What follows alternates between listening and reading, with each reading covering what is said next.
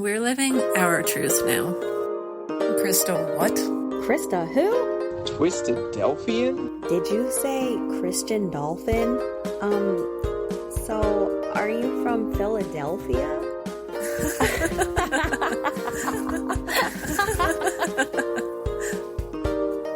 Welcome to the Life After Leaving podcast, an ex-Christadelphian podcast. Hello, heathens, and welcome back to the podcast. I'm your host, Zinnia. If you've listened to this podcast before, you know that I was raised in the Christadelphian faith, but I left as an adult and became an ex-Christadelphian. After leaving, I discovered that I enjoy history, so in these history episodes of the podcast, I dive into my historical research to explore Christadelphian history from an ex-Christadelphian perspective. Also, just as a quick heads up about this episode, it is probably going to be a bit uncomfortable for any Christadelphians listening. As always, anyone can choose to listen, but please be aware that this episode is geared towards people who are not Christadelphians and who are open to hearing information that is not specifically geared towards supporting the Christadelphian ideology. And I also just wanted to give a quick thank you to the various ex-Christadelphians who have sent me information for this podcast, as well as throw out a thank you for the invaluable work of the librarians and archivists who helped me get the research material for this podcast. Thank you.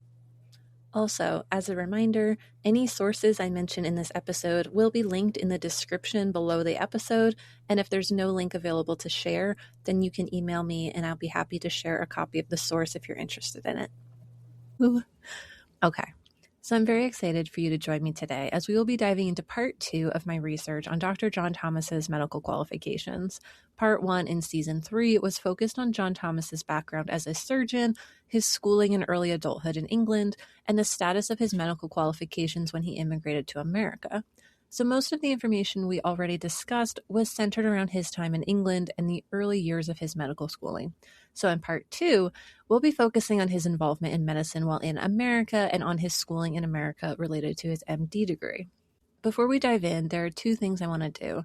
First, let's start with a quick refresher on what we learned in the first episode about John Thomas's medical background, because it's been a number of months since that episode came out. And secondly, I want to provide an update about the British College of Surgeons, because 2 ex-Christadelphians reached out to me with more information on that after I released part 1. So thank you to both of those ex-Christadelphians for doing that. So in part 1, you'll remember that we dived into research regarding whether or not John Thomas finished his apprenticeship and joined the Royal College of Surgeons. The evidence indicates that he did not, since Thomas dropped out of his apprenticeship before its completion. There's no official documents available in any archives to corroborate that claim, and the letter that has historically been used as evidence for this claim by Christadelphians was not actually a genuine letter from the Royal College of Surgeons. Then we looked at whether or not John Thomas taught himself midwifery, which of course he didn't because that's ridiculous, but he also never taught midwifery at all. However, we learned who he studied midwifery with. We learned that he did teach anatomy and that he wrote lectures for another doctor to use on midwifery. Then we looked into whether John Thomas was actually a doctor when he arrived in America. That's when we learned that John Thomas was not qualified as a doctor when he left England and was instead only a surgeon, which was a distinctly different status in England. John Thomas only started to be called doctor when he arrived in America, and coincidentally, he also started lying about having an MD degree shortly after his arrival.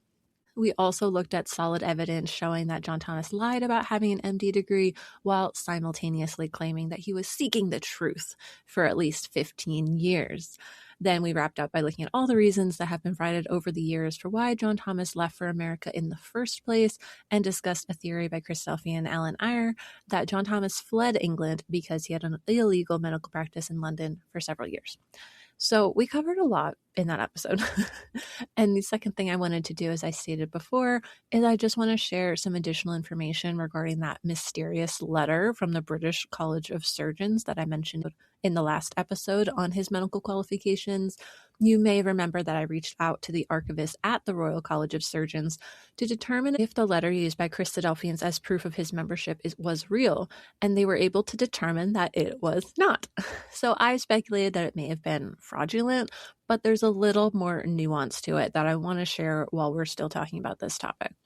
It turns out that the British College of Surgeons was an actual attempt at basically a rogue organization by unlicensed surgeons, and they were trying to compete with the official Royal College of Surgeons.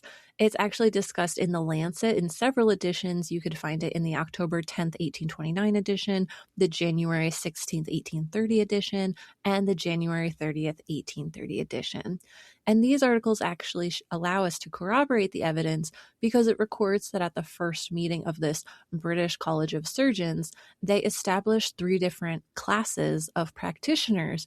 And that was one reason why the letter could not have been sent by the Royal College of Surgeons, since that organization has never had different classes of members. However, this new organization, the British College, while they did have classes, they never had a royal charter or any legal authority. So this new organization was not legitimate, and any membership to any of these classes really meant absolutely nothing.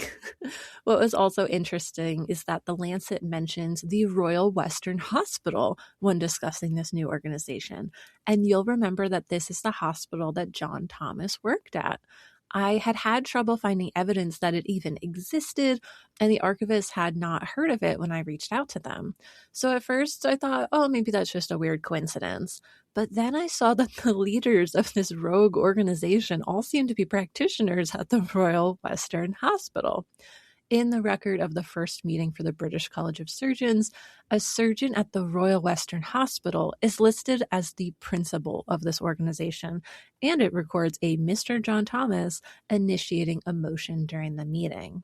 And I'm pretty sure this is our John Thomas, firstly, because during the first meeting, they had to defend themselves against the claim that the organization was being formed because the college had refused to recognize the practice of the Royal Western Hospital, which would explain why all of these medical professionals from that hospital that we know John Thomas worked for were running this meeting, since this appeared to originate with them and their personal frustration that their hospital was not welcome in the Royal College of Surgeons.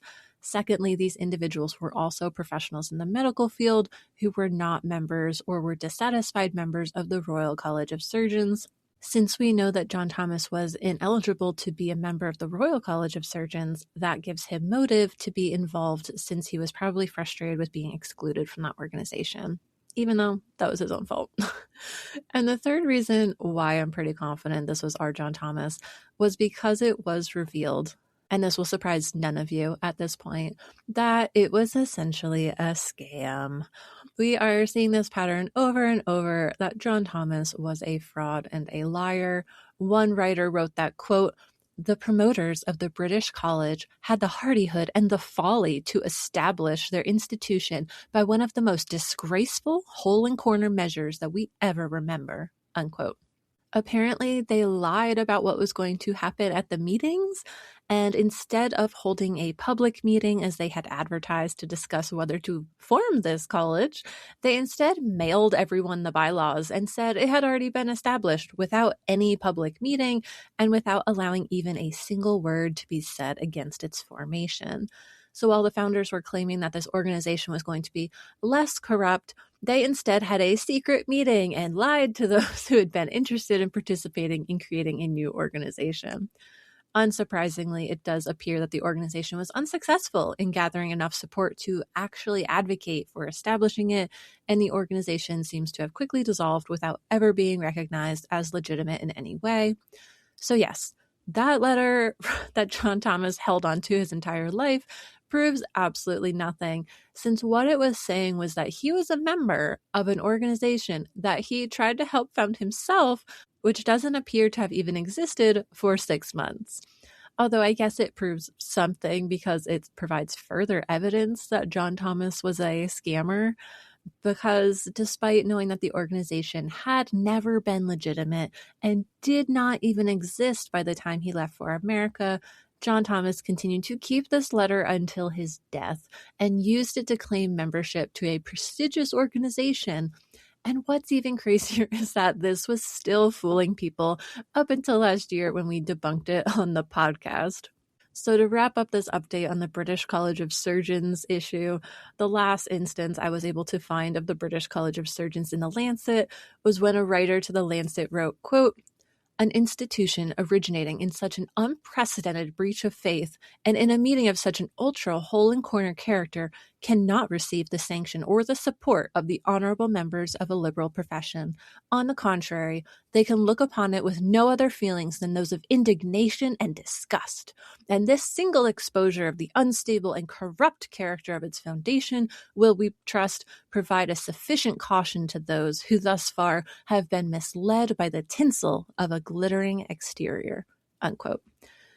And honestly, that is a fantastic quote for us to kick this episode off with, because we're going to continue to expose the corrupt character of John Thomas, the founder of the Christadelphian religion, and examine his life through the lens of his medical background to see a fresh perspective of him as a fugitive, fraud, and liar, rather than a teller of truth and holy man of God, which was the glittering exterior that fooled his followers for so long. And we are going to cover so much more of the truth about his medical background and qualifications. We still need to talk about the colleges that John Thomas taught in America, the MD degree he was recorded as receiving in 1848, which again is kind of noteworthy because he claimed he already had one of those. And there's also some pesky extortion claims against his medical practice to talk about. In addition, I want to pay attention to the trajectory of John Thomas's career in the United States because his medical career seems to fall on the back burner. I want to question his motives and start to follow the money during his life because I believe John Thomas's actions really are helpful in providing some insight into his character. So please join me for part 2 of this history episode series, diving into John Thomas's medical background and qualifications here with the Life After Leaving podcast. So let's start in America in 1832. John Thomas had just fled England in May 1832 after 3 years of operating an illegal medical practice like the man of God he clearly was. And after arriving in New York, John Thomas stayed there for about 2 months with his family before leaving for Cincinnati, Ohio. According to Christadelphian biographies of John Thomas, Thomas arrived in Cincinnati by September 1832, and he planned to open a medical practice there. But did he open a medical practice? No, he did not. So let's take a quick look at Thomas's brief time in Cincinnati to make sense of that. As it turns out, the only thing documented about his medical career in Cincinnati was basically that he made sure to join a medical society to get a certificate with his name on it as soon as he arrived. However, there's no evidence that he actually practiced medicine in Ohio. Instead, this period of his life is cited as the time that he first met the Campbellites and was baptized for the second time. But let's hear what Christadelphian historian Peter Hemingray wrote about Thomas's time in Ohio. Hemingray records in his book, John Thomas, His Friends and His Faith, quote, Dr. Thomas arrived in Cincinnati aiming to establish a medical practice there and carried a letter of introduction to one James Stoughton, professor of surgery with the Ohio Medical College. Dr. Stoughton, however, died August 15, 1833, after a long illness, aged 33. Thus, with his contact ill and a great superabundance of doctors in town, there was nothing to hold him, although it is clear he had intended to practice medicine in Cincinnati. The prior departure of his parents left few ties in Cincinnati, except perhaps his future wife, Ellen Hunt, unquote. And Hemingray also speculated, quote, could the death of his medical contact have been another factor that led Dr. Thomas to seek out his religious, not medical contacts, unquote. And in the second edition, Hemingray also wrote, quote, John Thomas made his way to Cincinnati, intending to make his mark as a doctor. However, his contact had died, unquote. Okay, so while we're debunking this, you may be guessing which one we're going to start with. So the way this is worded, it sounds like his medical contact, Professor Stoughton, was sick when John Thomas arrived, and then he died somewhat shortly afterwards while John Thomas was there, and that this death tragically impacted the trajectory of John Thomas's medical career. And as it turns out, that is not the case at all. First off, John Thomas arrived in September 1832 and left in April 1833. Hemingray just said that this guy died in August of 1833. So as it turns out, Professor James Stoughton was alive and well the entire time. Or as some would say, I'm not dead yet. In fact, not only was he not dead, but Dr. Stoughton was booked and busy. Findegrave records that Stoughton had, quote, one of the largest and most lucrative practices of any physician, unquote, in Cincinnati, and it tells us that he was working day and night during the period that John Thomas was in Cincinnati, and there's a reason why he was so busy. Findegrave also records that, quote, in 1832 and 1833, Cincinnati was visited by the cholera in its most epidemic form, and Dr. Stoughton, true to the duty of a physician, remained at his post, and though working night and day, came out safely from the terrible trials of the first year. But the next, before he had time to recuperate, again undertaking too hard a task, was stricken down with fever and died August 8th, 1833, unquote. So the professor was not sick in bed with a long, mysterious, protracted illness during Dr. Thomas's time there. Stoughton was actually treating patients while the cholera epidemic was ravaging the city, and it seems like he probably contracted the illness himself sometime in the summer of 1833, since fever was one of its symptoms. And I know this is small compared to everything else we've uncovered, but I just really wanted to know if Hemingway was right that Thomas left because this doctor was sick and there was too many doctors. Instead, it turns out they actually desperately needed doctors since there was a literal epidemic going on. And this guy was alive and well and probably could have used the help if he was working literally night and day like this records. And also, John Thomas is never recorded as saying anything like, oh, I traveled all the way to America to become the greatest doctor Ohio has ever seen, but then Dr. Stoughton was sick and my dreams were crushed forever. Like, no, like this seems more speculative on the part of Hemingway, and some of this is probably excuses made by Tommen, but I also don't trust him to tell the truth. Okay. So the second myth from this Christadelphian narrative that I want to debunk during this time period is the other reason Hemingway records for why John Thomas left Cincinnati, that there was a, quote, great superabundance of doctors, unquote. And I was honestly surprised that this is actually the only reason that I found that was ever recorded for why John Thomas left Cincinnati, as opposed to, you may remember, the half dozen reasons he supposedly left England. Hemingway wrote that, quote, records show that in 1839, the city with 50,000 inhabitants had 100 physicians, roughly twice the current ratio of physicians in the USA, unquote. So that must be a lot of doctors. But I have my doubts about this just because, again, there was the epidemic going on, so they would have presumably needed more doctors. And according to the University of Cincinnati's College of Medicine website, quote, the college lost many of its students during Cincinnati's two-year cholera outbreak beginning in 1832 and almost collapsed in 1835, unquote.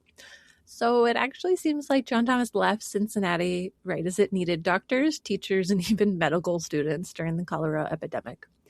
Also, Hemingway's argument feels a little ironic because he claims that Stoughton being sick is part of why Thomas left, but Stoughton was a professor of surgery at the Ohio Medical College. And as we learned in the last episode, John Thomas had taught anatomy and surgery in a class at a hospital. So not to be morbid, but wouldn't that mean a job was opening up that John Thomas was qualified for? Just a thought. And I wanted to double check the figures Hemingway provides about this town that's just supposedly overflowing with doctors, because if I've learned anything from doing this research, it's trust no one. And possibly the only thing people hate more than having someone talk to them about history is math. So I won't go through all the details of how I calculated it, but I calculate that the ratio is probably about one doctor to every 248 people around that time. And that's not twice the current ratio of the data that I was able to find. But yes, it seems like there were more doctors per person. But also, with the lax licensing laws, more people could claim to be a doctor at that time because they didn't have to pass licensing exams and they weren't regulated by licensing boards like they are today. So by that reasoning, there should be fewer doctors today because it's harder to become a doctor than it was at that time. So I do think that there's not more people who were holding an MD degree back in the 1830s than there are in the present day. So I also got confused because this isn't really comparing apples to apples to begin with. And I have another less mathematical reason why I don't think this excuse is true. As I was thinking about this, I remembered that the following year, John Thomas set up a medical practice, his first in America, in Philadelphia. So if he was looking for a place that didn't have a lot of doctors to establish his practice, then there must have been fewer doctors in Philadelphia than Cincinnati, correct? No. It turns out Philly had a greater abundance of doctors than Cincinnati. They had about 230 patients for every doctor compared to 248 patients per doctor in Cincinnati. So that actually means that there would have been greater competition among doctors for patients there. And yet, John Thomas set up a medical practice in Philadelphia instead of Cincinnati. So I don't think this excuse about why he left Cincinnati actually holds any water, but that does bring us to another question. If John Thomas wasn't working to set up a medical practice like he said, what was he doing there for those 7 months when he wasn't working?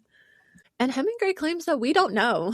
He wrote, quote, "Exactly what Dr. Thomas did during these 7 months or so is not recorded in his biographies, but it is a safe assumption that he spent time studying the Bible and the Campbellite writings of the time," unquote. No. For whatever reason, this studying the Bible alone thing is a common belief. And when I was growing up, this is absolutely what I believe John Thomas did. Just holed up in a room somewhere, reading his Bible all day because of that shipwreck that nearly killed him. And if I was a Christadelphian, I'd probably think that this is God setting him on the path to discover the truth. But I grew up and I put away childish things, like believing naively that John Thomas was actually a prophet-like figure. Considering all of his past criminal behavior and the fact that he was plotting to begin a career of fraudulent practice as an MD, that seems unlikely. And if I was feeling really cynical, I would wonder if he ended up pursuing Campbellism, not because it was delightful and intellectual, as he later described it in a letter to Alexander Campbell, but because he heard it was exploding in popularity and wanted a piece of that pie for himself. Hemingway records that Thomas and his family initially stayed with the director of a bank named Mr. Brown. But apparently one of Brown's neighbors was a wealthy Campbellite named Daniel Gano, and once Gano enters the pictures, things escalated pretty quickly, because after only 2 months, John Thomas moved out of Brown's house and in with Mr. Gano. John Thomas then lived there with Major Gano for the rest of his time there. This was significant because Daniel Gano was the first person to introduce John Thomas to Campbellism, which means that this was basically the inciting event that led to the creation of the Christadelphians and all of our childhood trauma. And as I've said before, I learned to judge people by their actions, not just their words. So John Thomas said he wanted to make a medical practice. Great. But then he was given an introduction to an influential doctor with connections at this medical college and the largest medical practice in town during an epidemic when medical practitioners were desperately needed. And instead of working in medicine in any capacity, he moved in with a guy so he could learn about religion. Weird. And it wasn't just casually chatting with a religious neighbor. It was John Thomas's top priority to find a church, not to set up a medical practice. I was actually able to find a brief recounting of this time from John Thomas himself in the Millennial Harbinger in 1835. And in it, he says exactly what his priorities were at that time. Alexander Campbell printed a letter from Thomas dated November 17th, 1834. So this was written about a year and a half after Thomas left Ohio. And this is what John Thomas writes about his arrival in the United States. Quote, "Circumstances led me to Cincinnati. I set out upon a tour of religious houses in that day. I went first to the Baptist Church under the superintendence of W. Lind. I next heard Brother Challen. I shall not attempt to describe the satisfaction I experienced in listening to his address. They said he was a Campbellite. I had never heard of such ites as these in England, though I remembered a caution I had received from a Baptist preacher in New York to beware of Campbellism. You know that I am rather of an independent turn. In fact, I once belonged to the Independents, and therefore the name had no terrors for me. But, thought I, if what I have heard be Campbellism, it is one of the most delightful, scriptural, intelligible, and intellectual isms I have heard defended. I determined to hear it again. In the meantime, Brother Scott encountered me and baptized me, not into your ism, but into Christ, and thus I became a Christian and found true religion. For my acquaintance with you, I am indebted to our dear brother Gano." Unquote. Yeah. I loved finding this source because it shows that at this point, John Thomas hadn't even started the myth that he was just reading the Bible for himself yet. He never even mentions private Bible study here. Instead, he actually did the opposite of just reading the Bible for himself. He says himself that he set out upon a tour of religious houses in that city. That's what he was busy doing instead of starting a medical practice. He was actively seeking out and visiting churches, eagerly listening to lectures, and he got baptized into a religious community. And this is also when he started reading Alexander Campbell's publications. So it turns out that we do know what he was up to, but learning that John Thomas was being indoctrinated by the Campbellites and exploring different churches doesn't exactly fit into the Christadelphian narrative. After all, Christadelphians would never even encourage you to try out a different church now, like John Thomas did then. So I guess they just don't talk about this or don't know about it. I don't know. And what I'm seeing here is that there was a really hard left turn right here from medicine to religion, really as soon as he arrived in America. And he was clearly making very intentional choices to pursue that path while he was there, no matter what excuses he gives to claim otherwise. John Thomas is all talk when it comes to medicine. He claims that he wanted to practice medicine, but he's not lifting a finger during a time of great need for doctors. We talked in part 1 about how John Thomas himself complained about working as a doctor during his apprenticeship and couldn't even complete the 5 years required. And yet, he was able to focus on religious pursuits, publish multiple religious magazines, and complete multiple international preaching tours between 1832 and 1871. Meanwhile, he never established a medical practice that lasted more than 5 years in his entire life. And here in Cincinnati, he gets papers that indicate that he was part of a medical community, but never actually works in a field while he is in that community. And he starts calling himself doctor without even bothering to get an MD. The pattern I'm starting to see is that he wants people to see MD after his name, but he doesn't want to actually do work in medicine. This is where his medical career seems to be mostly about appearances. Being seen as a doctor also ties into what I think he was really looking for when he got in America: status, influence, and money. We can also mention that John Thomas was a man with a criminal past who came to America, lied and committed more crime, and then refused to work and spent his first year completely unemployed while mooching off Americans. So just keep that in mind in case one of your Christadelphian relatives goes off about foreigners being criminals who don't want to work, because that was literally John Thomas in America. And it's just so weird since John Thomas said, "Oh, I'm too poor to pay the fees to work as a surgeon legally in London." And if he was poor, then wouldn't you think he would be prioritizing trying to earn income? Unless, of course, he wasn't too poor to afford those fees after all, in which case he just chose to be a criminal. I mean, I don't think John Thomas was rich by any means, but I would hazard a guess that he wasn't necessarily poor because there are signs of him being well off. And I'm not seeing signs of tight finances yet. We've mentioned a few things already in past history episodes that would point us in that direction: private school, medical courses. He actually had to pay to be in apprenticeships all those years, traveling cabin class and eating dinner with the captain on his way to America. And then once he was in America, he and his family were very well connected. Looking at these men, Dr. Stoughton first, but also some other men that come into play, Mr. Brown, Major Gano, they were very well off and influential men during that time period. I also think that John Thomas's status as a doctor and his father's position as a religious leader were part of this as well, because religious leaders at the time had a lot more influence in society than they do today.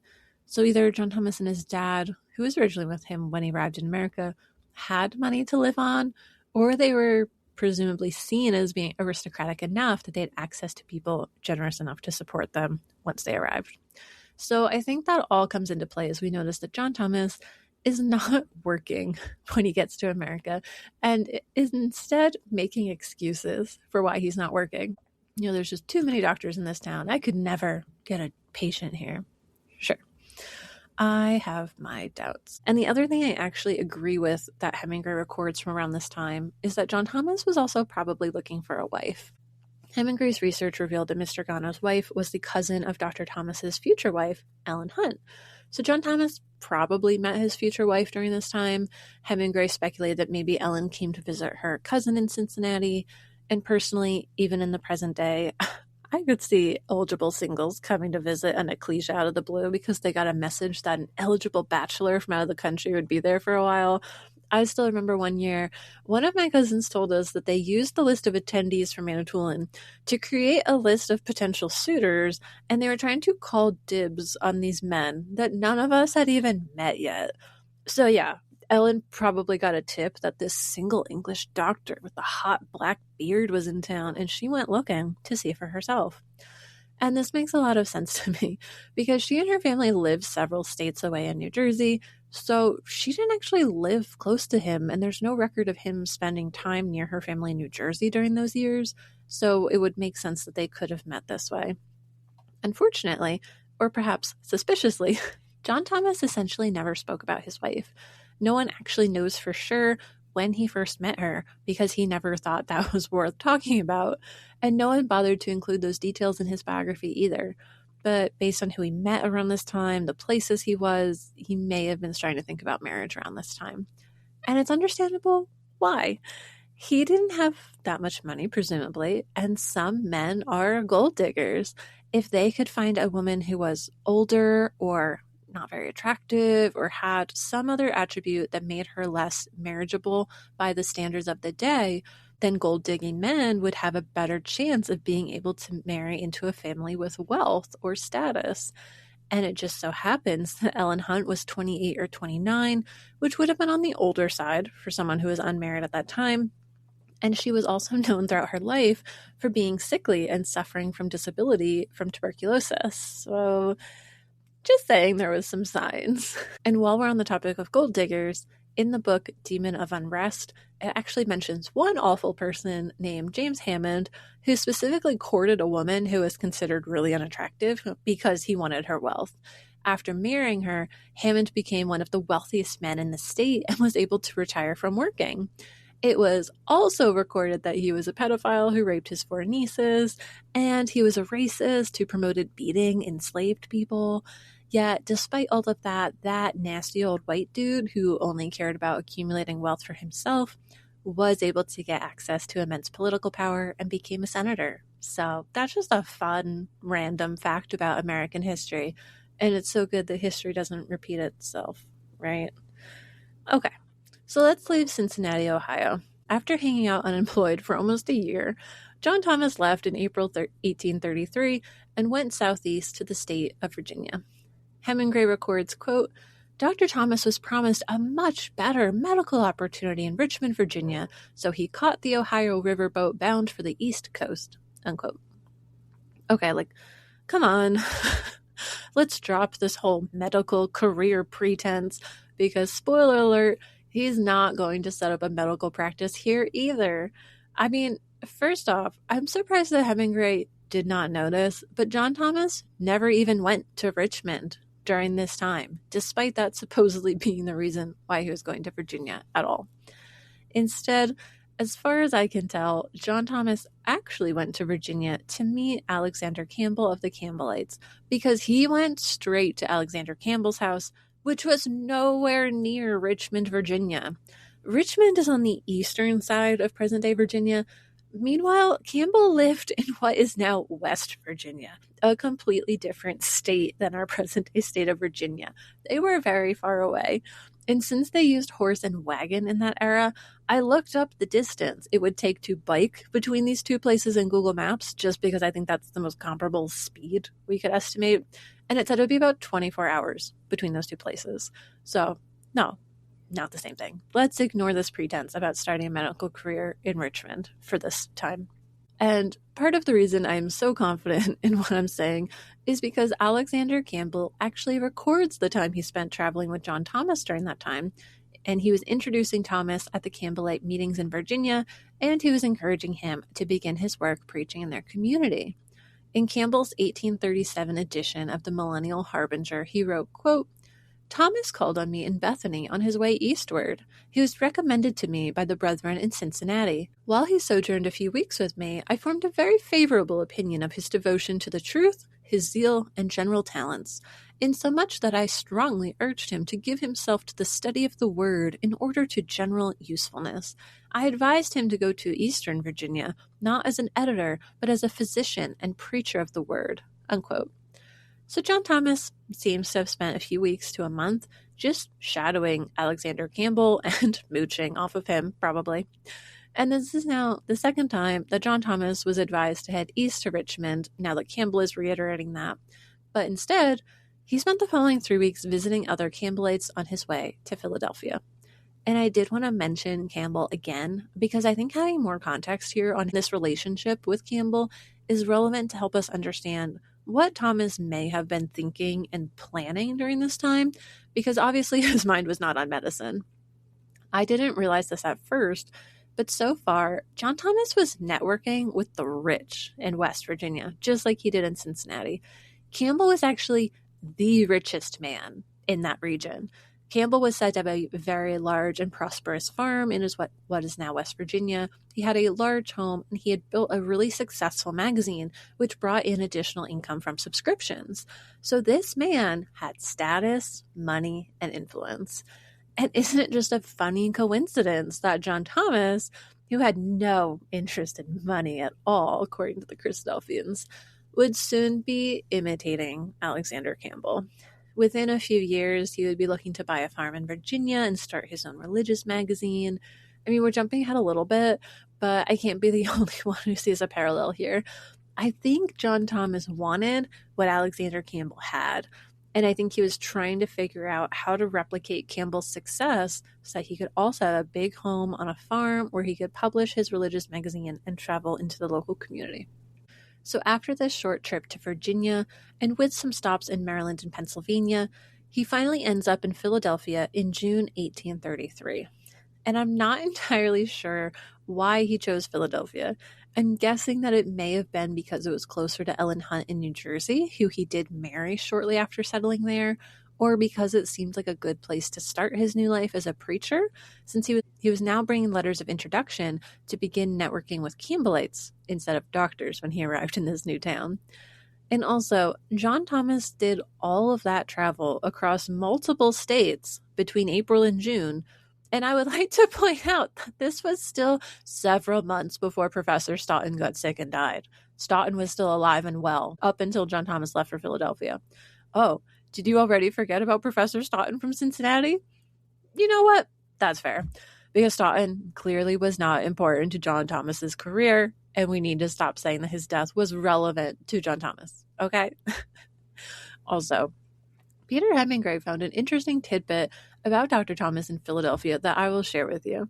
So by this time, John Thomas was regularly preaching after he had been encouraged by the Campbellites, and he was starting to attract attention and gain some notoriety in that community. Hemingway records that, quote, "One must emphasize that Alexander Campbell introduced Dr. Thomas to lecturing and gave him, through his initial help, encouragement, and support, the audience he otherwise would have had difficulty reaching," unquote. So Thomas was starting to get some notoriety and success, which was great, until Dr. Thomas's father literally heckled him at one of his lectures with the Campbellites. Hemingway recorded, quote, "His father was present in the audience and stood up and contradicted his son on the necessity of adult baptism. After much further discussion, Dr. Thomas dismissed the meeting at 10 p.m., unquote. And honestly, if you've ever attended a Christadelphian meeting and had people with strong personalities there, you have probably witnessed something similar to this at some point, as family members start verbally sparring over something from a Bible class. But it does also show the humanity of John Thomas and help take him off the pedestal Christadelphians placed him on by remembering that he was someone's son. And like many of his ex-Christadelphians, he was probably misunderstood by his parents, who probably felt that he was disappointing them when it came to differences in religion as well. So after living in 3 different states now, this is where John Thomas settles down to some extent by finally practicing medicine for the first time in America in Philadelphia. This is also the time that he goes to New Jersey to marry his wife, Ellen Hunt. And I can't blame him for that, because we all love a Jersey girl like myself, don't we? But Thomas continued to be pretty nomadic, and they only remained settled in Philadelphia with his new wife for all of a year. According to the New England Medical and Surgical Journal, John Thomas, quote, took up an experimental abode in Philadelphia where he practiced about a year, just clearing expenses, unquote. Okay, so he was finally practicing medicine in Philadelphia, but not really spending a lot of time and energy doing so to actually earn a living. Instead, it seems that John Thomas was primarily concerned with ingratiating himself with the congregation of Campbellites there. Hemingway wrote that, quote, Dr. Thomas was successful in his role as the acknowledged leader of the first congregation of the Campbellites in Philadelphia, unquote. And this is interesting. Is that why he beelined for Philadelphia instead of Richmond? because he felt he could become a leader in Philadelphia.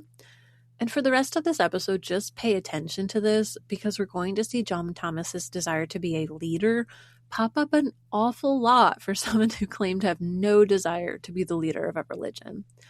And it wasn't surprising that his medical practice was not very successful because John Thomas was investing a lot of time into becoming an unpaid religious leader and figuring out how to monetize it.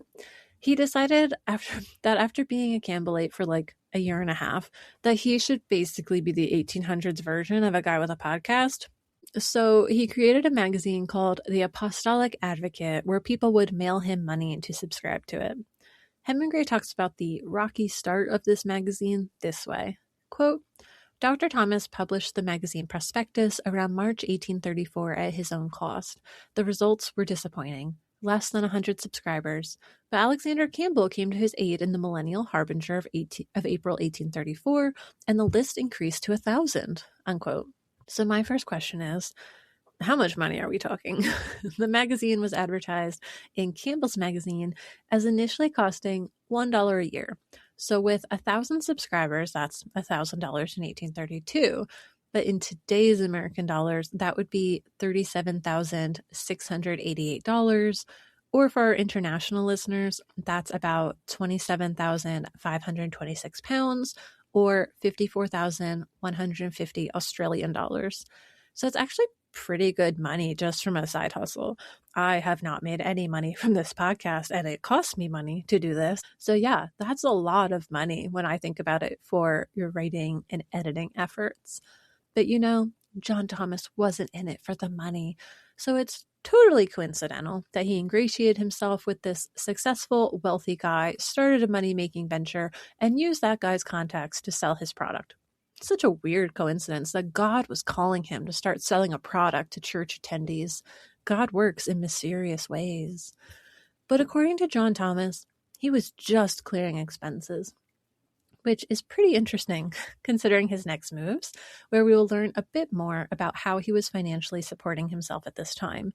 But from here on out, we'll be looking at both of his careers, because as you can see here with the start of his religious magazine and his first medical practice, he is now building a career in both religion and medicine.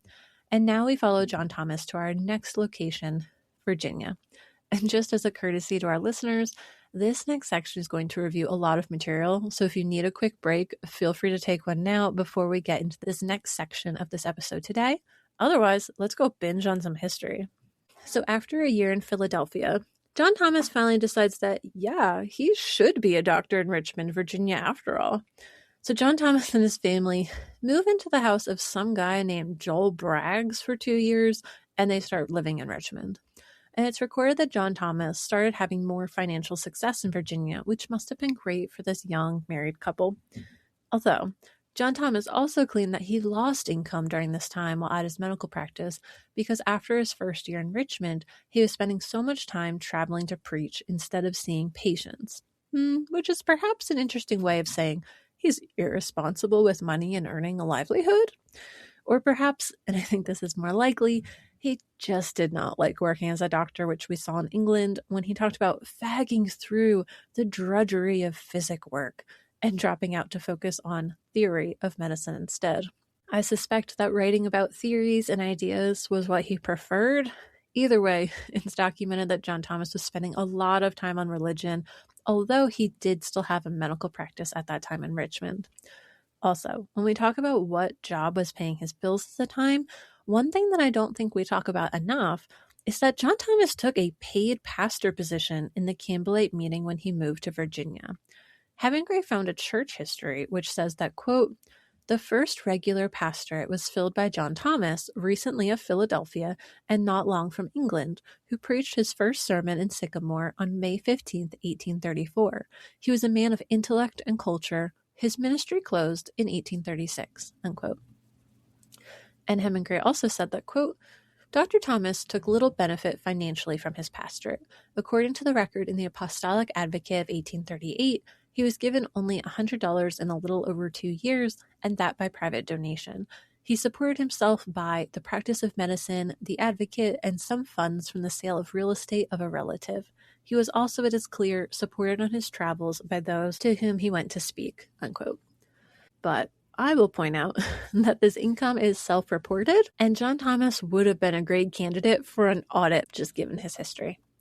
So again, right off the bat, when he arrives in Virginia, we are already seeing that John Thomas is continuing to seek leadership roles in this religious community, that he is monetizing his involvement as well through multiple channels. Because not only does he have paid subscriptions to his magazine, The Apostolic Advocate, but he is also being paid to preach at his local church and is being paid to travel to other churches to speak. So his involvement with this church is already generating 3 streams of income now. And what's funny about this is that John Thomas was the first to complain about people who earned money from preaching.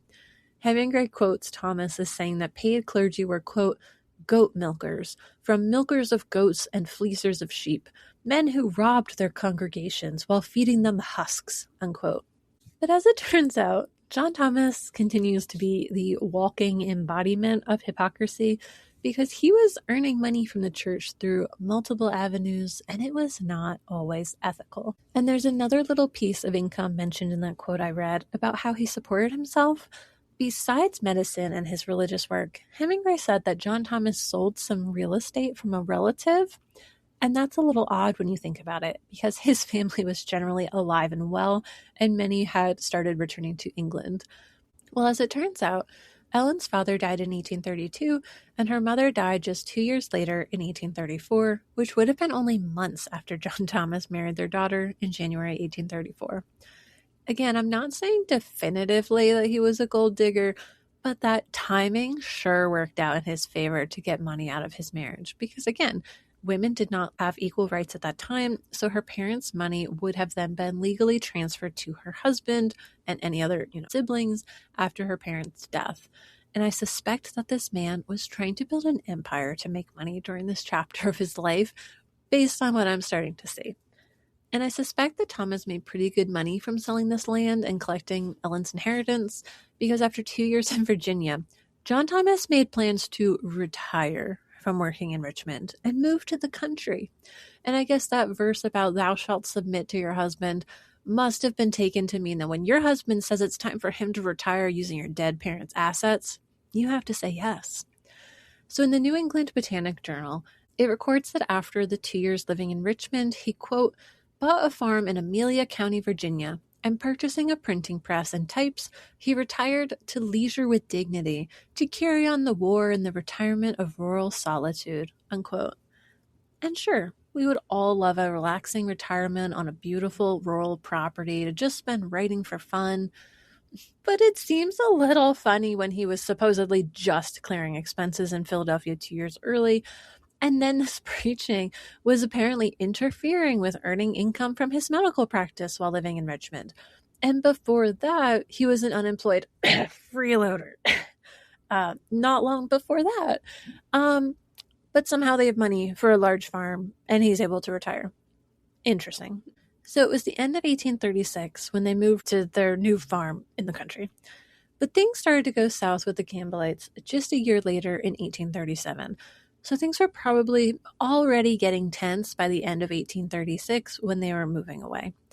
By this time, John Thomas was now established in the Campbellite community and earning a significant income from his efforts. Hemingway wrote that the cost of the Apostolic Advocate had increased and was now double the cost at $2 a year, and is estimated that Thomas had now 2,000 subscribers at its peak. So the estimated income from his magazine would have been closer to $4,000 in 1837. So in today's American dollars, that would be $135,000 from his magazine and income. That's about 98,550 pounds or 193,600 Australian dollars in today's value. So he had actually been able to create a lot of financial success through his religious writings in a pretty short period of time. And on top of that, John Thomas didn't actually buy his own printing press, since it turns out the Campbellites had pitched in to buy one, and that was the one that he was using at that time. And this story gets even better because John Thomas didn't just use money from his wife's dead parents or from his magazine subscriptions to buy their new farm. It is also well documented that John Thomas was using his medical practice to extort members of the Campbellite churches. Yeah. Apparently, the secret to his successful medical practice was extortion. And there's actually a lot of evidence around this, so we're really going to dive into this one, and that's why it's a little on the longer side. So as usual, we'll start off by looking at what the Christadelphians have to say about these extortion claims, because kind of surprisingly, Peter Hemingway does actually provide a short summary of some of the incidents and credits his source even in the book. Although I think he mostly includes it so he can try to discredit these claims to his primarily Christadelphian audience. Again, just my speculation. And in his second edition, Hemingway records that, quote, "The background of these charges is difficult to tell, but at least 2 accusations of extortion were made against Dr. Thomas. In the first, Mr. Garland Haynes charged that a fee of $15 for reduction of a dislocation in one of his apprentices was excessive. This accusation was made before the congregation of Sycamore Church and was resolved in that body, Mr. Haynes apologizing.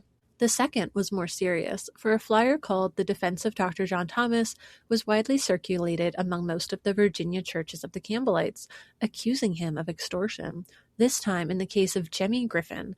For 63 visits to his son, a fee of $60 that Dr. Thomas charged was actually less than his customary charge of $1 per visit, typical of physicians at that time. Obviously, his religious opponents, the Richmond Triumvirate, as Dr. Thomas terms them, were looking for any possible opportunity to discredit him. It was known that Griffin had complained about every doctor that he had seen. The accusations appeared to have no long-lasting effect, but surely must have made Dr. Thomas even more reluctant to combine duties as an editor and physician, so he left for his farm that he had purchased a year earlier and joined the Painville Campbellite Church 8 miles away. There he was accepted and appreciated for his religious efforts," unquote. So according to Christadelphians, just don't worry about those pesky extortion claims. In fact, we've got explanations ready so you can just skim over any concerns you might have about this. This version here is pretty polished to show John Thomas in the best possible light, which, to be fair, is exactly what I would expect when John Thomas is kind of their hero as this rediscoverer of truth. And in the summary, Hemingway makes it sound as though the first claim was quickly resolved, and maybe it wasn't even not a valid complaint, since Hemingway focuses on Dr. Thomas receiving an apology. And if someone apologized, then there must have been a mistake, right? And the second claim must have been because these religious opponents just wanted to discredit John Thomas, and this was actually a smear campaign, and these claims were being made by a very unreliable person. Which is an interesting defense. So we're going to play into the persecution fantasy and start a smear campaign against the victim. Classic. But in my mind, these are pretty flimsy arguments against these claims. I mean, first off, these people weren't his, quote, religious opponents, unquote. John Thomas wasn't being attacked by like someone in another religious group, like a Mormon or something, where they're doctrinally at odds. That's a very misleading way of framing it because these were his peers. These were the people John Thomas saw every Sunday as fellow members of the Campbellite Church. And in fact, he was a paid pastor at that meeting. So technically these men were paying him to preach to them. This would be like someone saying that one of the arranging brothers was the religious opponent of another brother in the same ecclesia. Like, what are you talking about? You guys are both members at the same church and you believe the same thing. If you aren't getting along, then that probably means at least one of you is a jerk. Probably both of you. And if anything, John Thomas probably would have had the upper hand since he was being paid and was in a position of leadership. So once again, you're not the victim just because someone is voicing a valid complaint about something you did. And if you didn't do anything wrong, sure. But it doesn't actually look like Hemingway read the full document based on this summary that he provides in his book, because some things are already not making sense. And instead of accepting this version of events, which appears to basically be a summary of what John Thomas wrote in his defense, let's look at the evidence for ourselves that the Campbellites presented to see if John Thomas was actually extorting members of his church when he was acting as their doctor. Okay. So the extortion claims are primarily recorded in a document whose full title is A Review of the Defense of Dr. John Thomas, together with some other matters, published in the Advocate by the elders of the church in Richmond, Virginia. because they freaking loved a long title for a publication in the 1800s. So I'm just going to call it The Defense of John Thomas, because I ain't got time for all that nonsense. It's available from the American Antiquarian Society, so they, thankfully, sent me a full copy when I reached out to them. And this document records the beginning of the scandal. And guess where the beginning is? It starts with John Thomas. Because, of course, he started this drama. So, again, stop pretending to be the victim, John Thomas. As it turns out, the spark that set things in motion was apparently the May 1837 edition of the Apostolic Advocate. So here's the section from that edition which they reference. Thomas wrote, quote, "As to the attestations of the brethren in Philadelphia and Richmond, I know, and they know too, that no just accusations can be brought to bear against me. I remained in Philadelphia at the earnest solicitation of the brethren there, and when about to leave, I was urged to stay. I left. I was in Richmond between 2 and 3 years. I sustained myself by my profession. The rectitude of my walk and conduct can be amply attested by the brethren there. I oftentimes neglected my pecuniary interests, that I might serve what I supposed was the common cause. I can truly say, I labored more in the cause of truth and righteousness than the whole church together." Unquote. So John Thomas claimed in his magazine that the church in Philadelphia begged him to stay. They loved him, and that the brethren in Richmond could also vouch for his good character, and he was so passionate about the cause of the church that he neglected his own finances. Oh, and he was the hardest working guy in the church. And that would be great if it was true. But now that we're learning more about John Thomas, I'm seeing more red flags. Like, this just sounds like his huge ego speaking by claiming that he had perfect conduct and he was the hardest working and he was so incredibly selfless. Sure. But those are the claims that set a spark that started this whole drama. It's that line that he wrote about supporting himself by his profession that struck a nerve in the members of the Campbellites and caused a domino effect, leading to their concerns going public. So let's listen to what John Thomas's religious opponents had to say. In the Defense of John Thomas, it records, quote, "In the Advocate for May 1837, the editor made a statement so startling about supporting himself while here that this course became a topic of common conversation, and many of his charges and bills were spoken of, which would not otherwise have been known to us. Some startling facts were made known for the first time, and a general murmur was heard against Dr. T as an extortioner. We inquired further into the matter, and the evidence forced the conviction on our minds that these things were so, and in the fall of 1837, certain matters of complaint were communicated to Dr. T through some of his friends, when he treated them as matters of no consequence." Yeah. So essentially what happened was, John Thomas claimed that he had supported himself in Virginia through his medical practice. And when his subscribers who knew him read that, it immediately triggered everyone to start gossiping about him because everyone knew he was full of shit.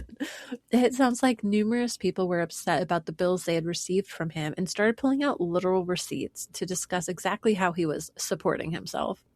And the elders of the Campbellite church then proceeded to do the mature thing and gather the evidence to see if this was just idle gossip or if there was a problem that needed to be addressed in their community. And then once they saw that these claims were valid, they then reached out to Thomas directly to discuss it. That was the mature and ethical thing to do on their part, as far as I'm concerned. But John Thomas then brushes them off and doesn't want to discuss it. That was his initial response to this, the silent treatment. But these elders were not going to be ignored or let this get swept under the rug. They then demanded that John Thomas provide evidence of his innocence, or they would essentially disfellowship him.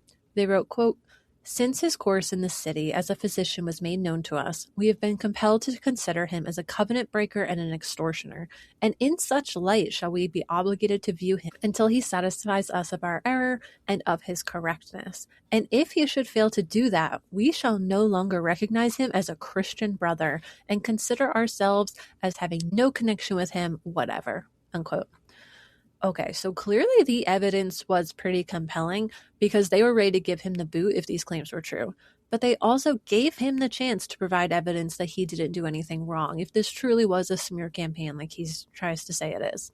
And that's why this document is called The Defense of John Thomas, because they start the document by sharing the letter they sent to John Thomas, notifying him of the claims and asking for his response.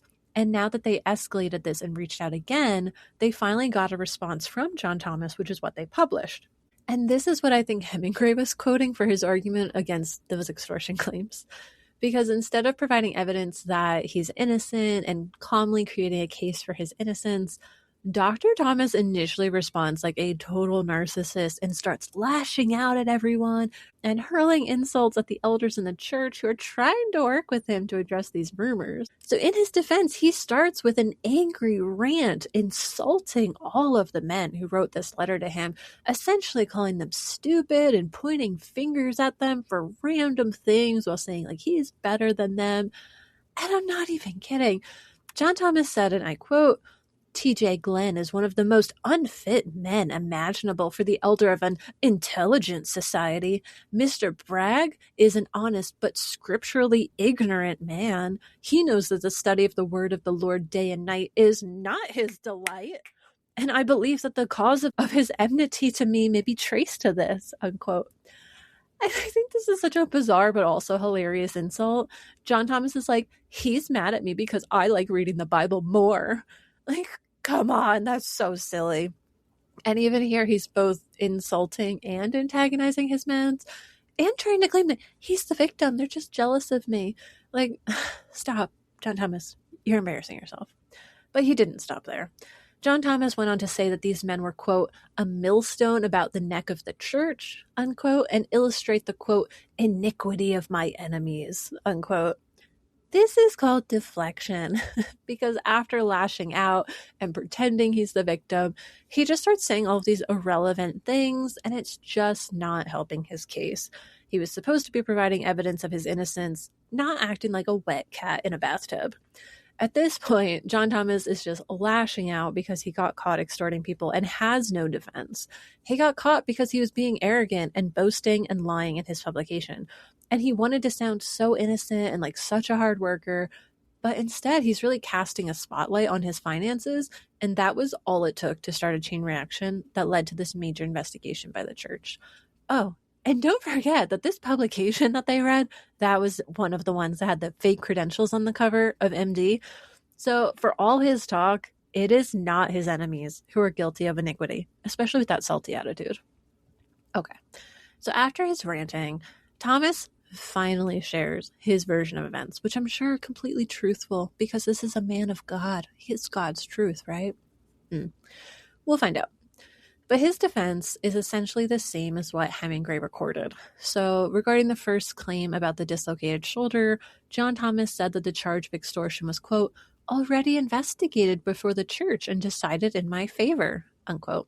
John Thomas claimed that he actually charged $5 less than the going rate and that he was actually being persecuted for being an Englishman. Sure. Then John Thomas claimed that there was a vote at the church and a group of men had been plotting to get rid of him, and members who hadn't even been showing up regularly showed up just to vote him out. He also claimed total innocence, that he had no interest in money, and that he was purely focused on doing the Lord's work. Thomas wrote, quote, I would observe that if I charged anyone too much, it was an error in judgment and not a desire of gain. For I can appeal to many in that city if I did not neglect my profession and consequently means of making money in order to comply with invitations to come over and help them. I attended to the affairs of the kingdom first, and God has hitherto supplied my need, unquote. See, obviously he's just a godly man who made an innocent mistake. And it was God who overcharged you, I guess, because God wanted to provide for John Thomas's need to retire in the country. And then let's hear John Thomas's version of events regarding the second claim of being a covenant breaker. Quote, I agreed to attend his family, of Mr. Curtis Carter, in sickness, for the same fee per visit as the physician who lives on the plantation adjoining his was in the custom of charging. I think about $1.75 or $2, but I'm not sure which. Entirely forgetting all about the alleged bargain, which was said to have been made about 2 years before, I charged at the rate of $3 a visit. This I suppose to be less than was usual in going from Richmond to Mechanicsville, and the reason why I designed charging less was in consequence of an incident to be related which Mr. Curtis Carter positively and without qualification denies to have taken place. One evening after sunset, I was riding out in company with him to his house. We were conversing about medical fees. He observed that Dr. W. had paid a visit to his family and charged $5. I rejoined that I thought $3 was enough. He remarked that if I charged that, I should always attend his family. The time arrived for me to leave Richmond and enter upon my farm in this county, some 40 miles from Richmond. I had perceived a coolness towards me on the part of Mr. Curtis Carter, and as I was about to leave and wished to depart on friendly terms, I inquired the cause, when to my astonishment he charged me with covenant breaking, and I positively assuring him that I had no recollection of the covenant or bargain alluded to. I granted that it was possible that the bargain had been made, but that it had entirely escaped me. I admitted that on his part, he may have entirely forgot the conversation. How Mr. Curtis Carter has fulfilled his covenant on this matter, I leave the impartial reader to determine. In my judgment, he has broken covenant, unquote.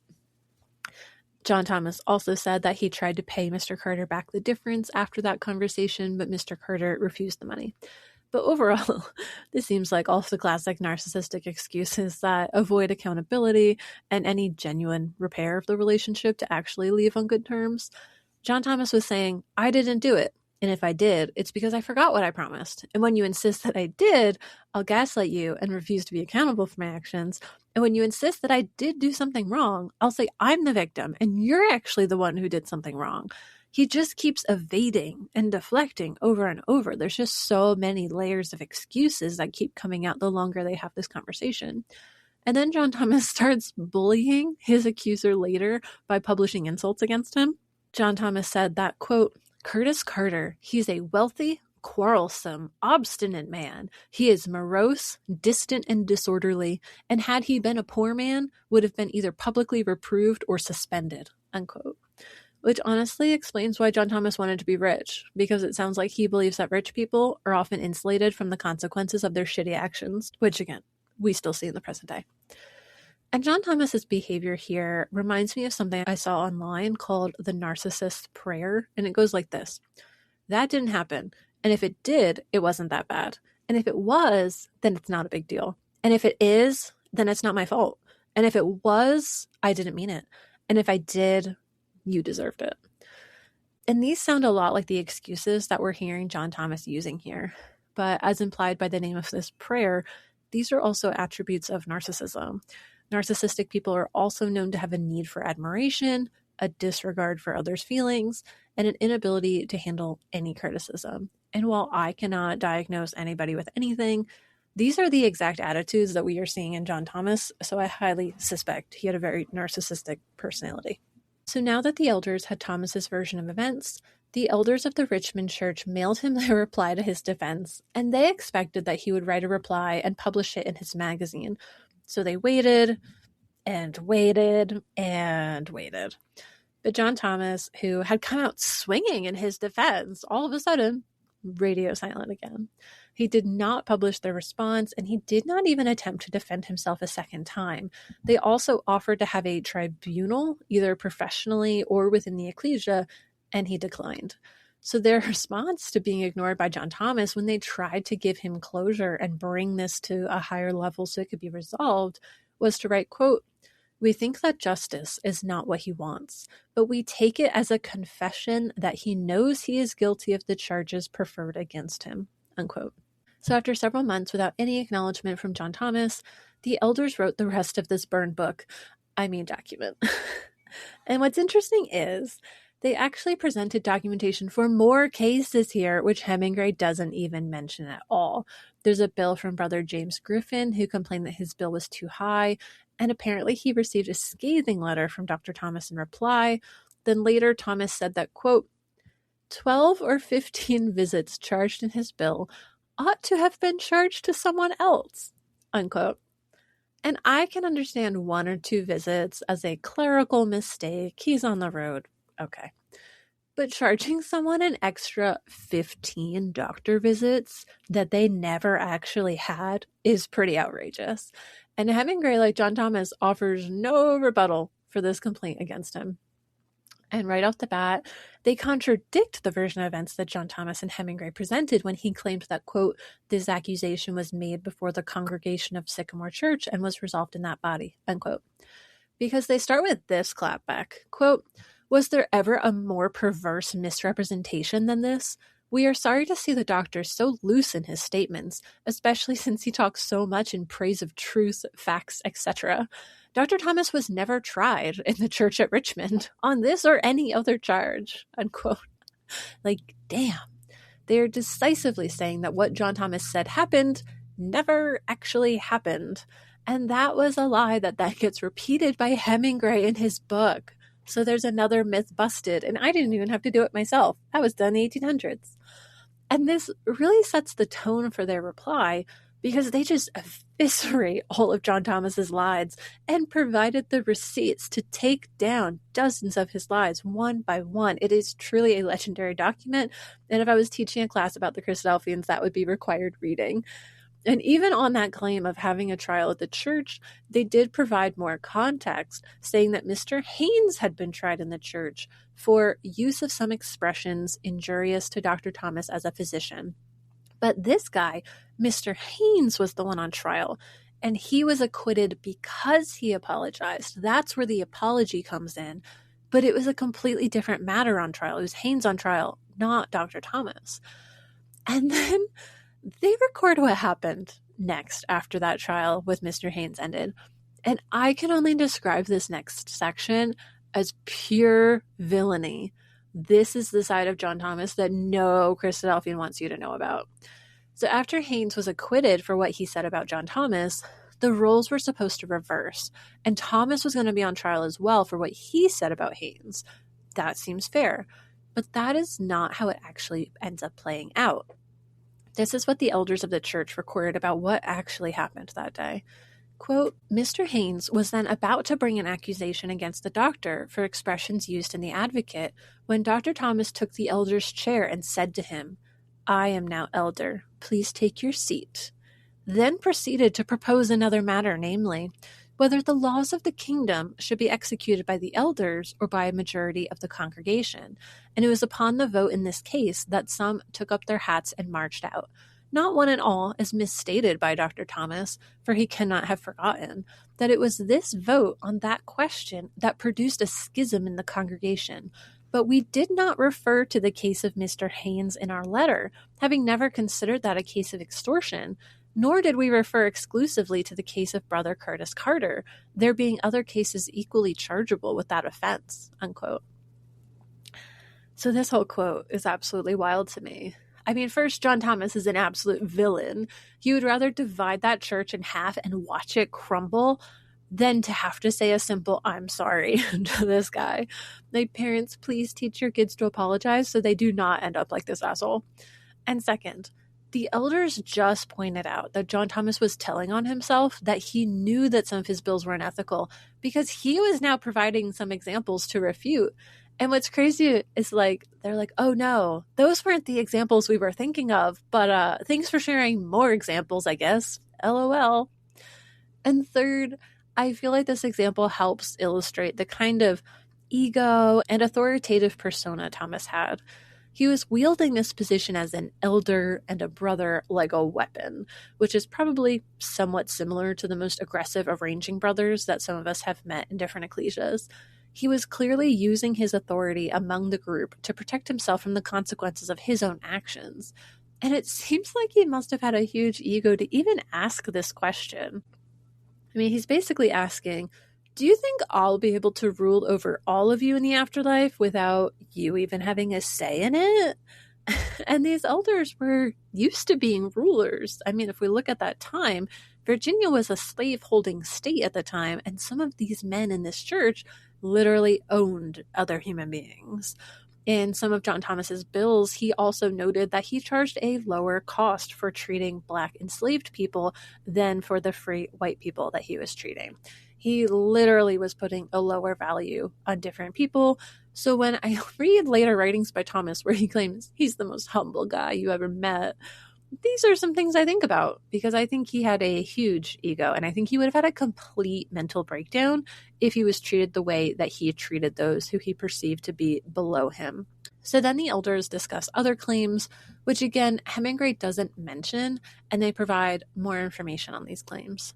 Regarding the Curtis Carter claim, it turns out that there was a witness to the conversation about medical fees, and it didn't happen while riding at night, like John Thomas said.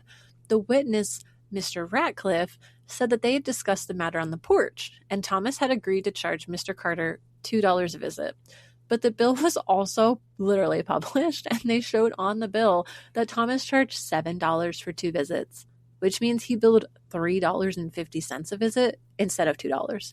And I know that doesn't sound like a lot because it was the 1830s, so I'm just going to change it today to today's money so we can get some perspective.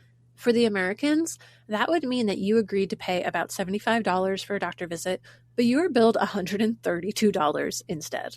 That's a noticeable increase. For our listeners in the UK, that's a difference between paying £55 to £96. And for the Aussie, that's the difference between paying about $107 to being charged $190. So they were getting ripped off and had been lied to. And that's not all. Mr. Ratcliffe had also stated that he had been charged the full fee for, quote, visits to the same place, unquote. And he's referring to the fact that these were house calls, so they were paying travel expenses as well as for his time. So if he was already nearby, he shouldn't have billed like the higher rate for his travel time, essentially. And I was trying to get more context around how billing worked with doctors in the country in the 1800s. And one website shared how doctors would typically advertise their fees, and they would even publish them in newspapers. And that was the more professional route, since their fees were then set in writing. However, some doctors did not publish fee bills, and that was risky. The website says, quote, in areas where physicians did not develop fee bills, patients could also be overcharged by these unscrupulous practitioners. Time was money, just as it is today. Physicians saw most of their patients in the sick person's home, so they were on their horses or in their buggies many hours a day. Travel to a distant farm, plantation, or home meant less time to see other patients and less income. So time issues appear on fee bills. Doctors around the country took travel time into account in figuring out patient charges. They established one fee for seeing patients within corporate limits, another for visits outside of town, but within an area bounded by well-known citizens' land, a third for trips within 2 miles beyond those named bounds, and then a set mileage fee for journeys beyond that. They also included an inconvenience factor in their fee schedule, specifying charges for trips at night, in inclement weather, or for frequent visits to the same patient, in the last situation, by not allowing lower fees per visit, unquote. So this explains how some doctors at the time were navigating billing while factoring in travel time with these house calls.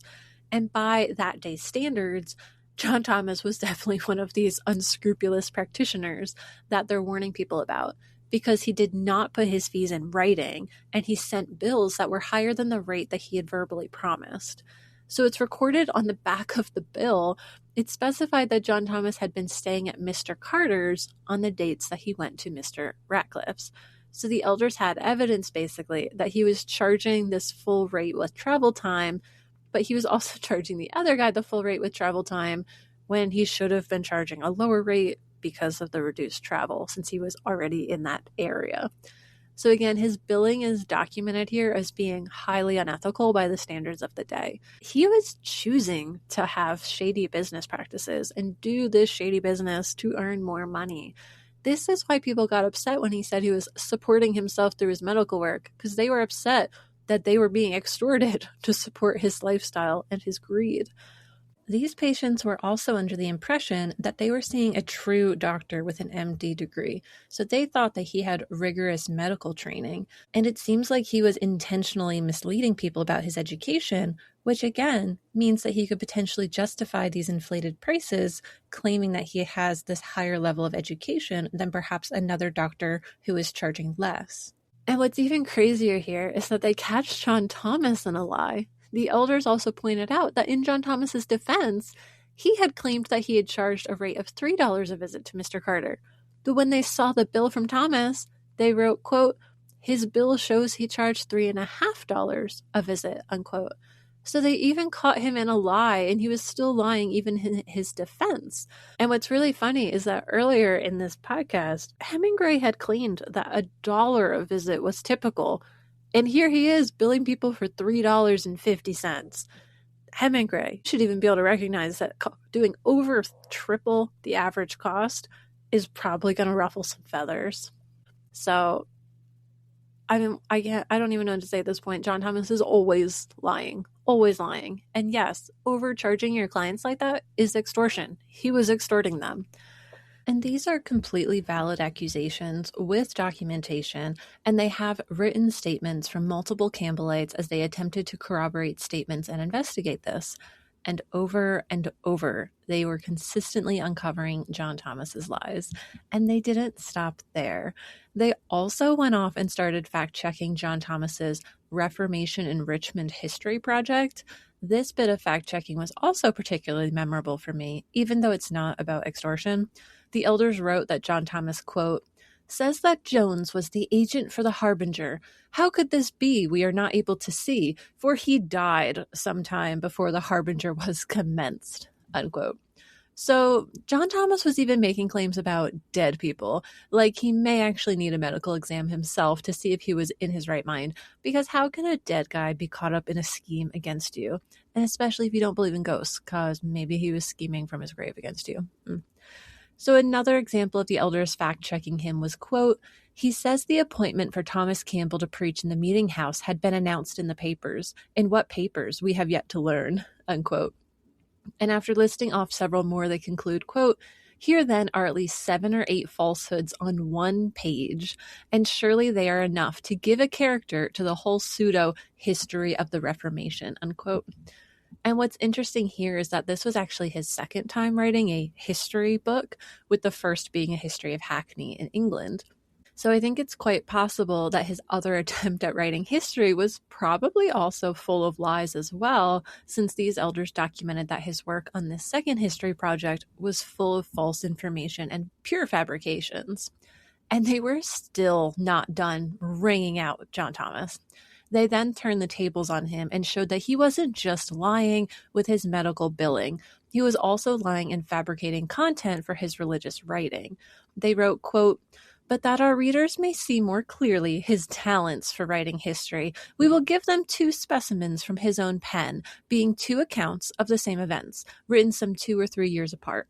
In the Advocate, Volume 1, page 61, he says, there was a 3 days meeting held at Smyrna Meeting House. Notwithstanding there was much rain, there was numerous and remarkably attentive audience.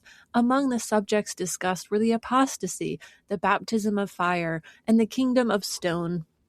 An address was likewise delivered at the water on the subject of Christian immersion. 16 made the good confession. Hear him again relate the history of the same meeting, Volume 4, page 317. I will relate an incident to you which opened my eyes to the unsoundness of the proselytizing system of this Reformation. On my first tour in Virginia, I addressed a considerable audience. My subject was on the first day, Peter's discourse on the Pentecost. After I had closed the subject, I exhorted my hearers to enter into that kingdom. But my exhortation failed. Not a head bowed. My exhortation finished. Some hymns were struck up. What a change then ensued. What the truth could not do of itself, the singing effected. Many sobbed and cried. I could have cried too, but I struggled successfully to maintain my gravity. It was only by personal, persuasive efforts that certain ventured up, others then followed, and before the meeting closed, 16 came forward to be immersed, unquote. And this is phenomenal investigative journalism by these elders, because I probably wouldn't have even realized that John Thomas was speaking about the same event, since these stories are so different and were shared years apart. But since these were contemporaries who may have been present or who may have at least read these articles as they were being published, they were able to recognize that John Thomas was constantly rewriting his past. Here he is claiming to have 2 totally different memories of the same event where 16 people were baptized. But how are we supposed to know which one is real, or if either of these events were real? And this document also shows that he lied to his clients about what he would charge. He lied again when he defended himself in response to his own bills. And he was also literally trying to rewrite history. And all of these actions were choices that he made himself. This isn't like when women lie to get creepy men to leave us alone. There was no reason to lie in any of these situations. The problem that is becoming apparent here is that John Thomas doesn't value objective truth, and he has no interest in even maintaining a consistent narrative of reality. His compulsion to shamelessly lie is part of this, but also his idea of truth and history seems to simply be whatever he wants it to be, and he is always twisting his story to be whatever benefits him. But it's also very interesting that this is very common for cult leaders to claim that they are the truth tellers and they're the only ones who can be trusted to tell their followers the truth. Cult experts Janja Lalich, may not be pronouncing that right, and Madeline Tobias talk about cult leaders this way in their book, Take Back Your Life, Recovering from Cults and Abusive Relationships. Quote, "For them, objective truth does not exist. Truth is whatever will help them achieve their needs. This type of opportunism is most difficult to understand for those who are not sociopaths. For this reason, followers are more apt to invent or go along with all kinds of explanations and rationales for apparent inconsistencies in behavior." Unquote. So the fact that he made the truth his brand makes sense. This actually fits a profile for abusers or cult leaders. And if someone lies to you and then claims that they are telling the truth, then that is deeply concerning. First off, they are gaslighting you. Secondly, they are training you to doubt yourself and allow someone else to dictate your beliefs, which makes people more susceptible to abuse and less likely to speak out against it. And third, these tactics are literally signs of an abuser or cult leader, just like we heard in the quote I just read. This behavior is documented in this book by an expert in identifying the attributes and behaviors of abusers and cult leaders. So instead of the phrase "the truth" seeming to be a positive thing for Christadelphians, it actually becomes deeply concerning that John Thomas was using that phrase throughout his life, and especially in his religious community. And of course, through our interviews and through our history episodes, we have seen numerous times where they are not telling the truth and yet continue to claim that they have the truth. And so we are seeing that John Thomas does display this manipulative behavior way back in the 1830s. And over again, his followers refuse to acknowledge it. So those who have raised concerns about this and sought the objective truth, like these Campbellites are trying to do with these extortion claims, have often been attacked or ostracized.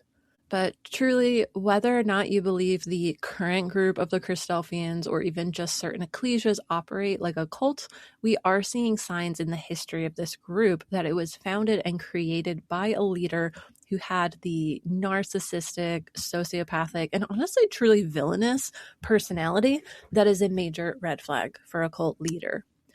And while that wraps up the extortion claims in Virginia, I actually want to loop back to his time in Philadelphia briefly, because we need to discuss the evidence that Dr. Thomas was also extorting his Campbellite followers when he was in Philadelphia as well. In this document, The Defense of John Thomas, the elders wrote, quote, "This is a new system of ethics introduced by Dr. Thomas, which began to be exhibited in his late notice of the Philadelphia Brethren," unquote. So I thought that was interesting. It sounds like the brothers in Richmond had information about this happening in Philadelphia. And now it makes more sense why that original article sparked this controversy. John Thomas had published that both the brethren in Philadelphia and in Richmond would vouch for his character. There was nothing they could bring to bear against him. But it sounds like both groups of the Campbellites were actually probably complaining about his behavior and lack of ethics. That's why both groups were brought into this conversation. And while the elders didn't have bills to print from Philadelphia, as far as I see, I did notice a common thread, which I now recognize is an indicator of Thomas's extortion. And most people reading Christadelphian history would probably miss this little nugget. So when I first started reading Christadelphian historical accounts, I didn't even realize this extortion drama was really going on because of the way it was written about and referred to. In Dr. Thomas, His Life and Work by Robert Roberts, Roberts records, quote, "The doctor decided to leave Philadelphia. On learning of his decision, the members of the Campbellite meeting in Philadelphia, among whom a coolness had for some time prevailed, nearly all withdrew their subscriptions to the Advocate," unquote. So when I read that for the first time, I thought that sounded weird, but Roberts didn't offer any real explanation as to why the church members were being so, quote unquote, cold to Thomas. The way he phrases it makes it sound like they were actually upset that he was leaving and that canceling their subscriptions was kind of like retribution for that action. And of course, it always makes John Thomas sound like he's the victim because suddenly he's losing financial support and he's being treated badly, and there's really no logical reason provided to explain that. It wasn't until I read this Defense of John Thomas article that I was able to finally link this strange comment about coolness to extortion. And earlier in today's episode, you may remember that I read this line from John Thomas, quote, "I had perceived a coolness towards me on the part of Mr. Curtis Carter, and as I was about to leave and wished to depart on friendly terms, I inquired the cause, when to my astonishment he charged me with covenant breaking," unquote. And there it is, that same terminology of coolness in attitude towards John Thomas. And what was the cause of this coolness? It was because people were pissed about being extorted. And that's a valid reason to be pissed off at your religious leader and brother in Christ. And also, I think it's a little telling that even this phrasing is that people are being cold to him. You know, John Thomas is the victim, and it ignores his culpability as the extortioner in this situation. In Thomas's mind, Mr. Carter was being cold to him for no reason. He had just wanted to remain friends. And he acts like he's so shocked that they weren't on good terms when he was leaving. It really seems like, from the way this is presented, that he had no understanding that people would be upset when you rip them off in a business deal, and that he has no empathy for these people who are seeking help for their sick family members, but then afterwards are handed this inflated medical bill by him. Like, he's either completely unfeeling or heavily in denial or just insistent on hiding his fraud at all costs or something. And it does sound like the extortion was catching up to him in Philadelphia, because Hemingway repeats this line that Thomas left Philadelphia because of this, quote, "coolness on the part of the congregation," unquote. And now we know that most likely means that he left because people were mad about him extorting them. That is why they were feeling this coolness. So I think it's pretty interesting that John Thomas seems to have left both Richmond and Philadelphia because he was caught using his medical practice to extort his religious followers. This certainly doesn't sound like a man who had honestly devoted his life to God, who was trying to live a godly life. So forgive me for being skeptical that he was reading his Bible day and night or whatever. And don't forget that he was a leader in the church at both of these places. So it sure seems like he was a goat milker, as he liked to call it, doesn't it? And if John Thomas was extorting the Campbellites, doesn't that make you wonder if he was extorting his later religious followers, the early Christadelphians, years later? And I also uncovered that this behavior may actually run in the Thomas family.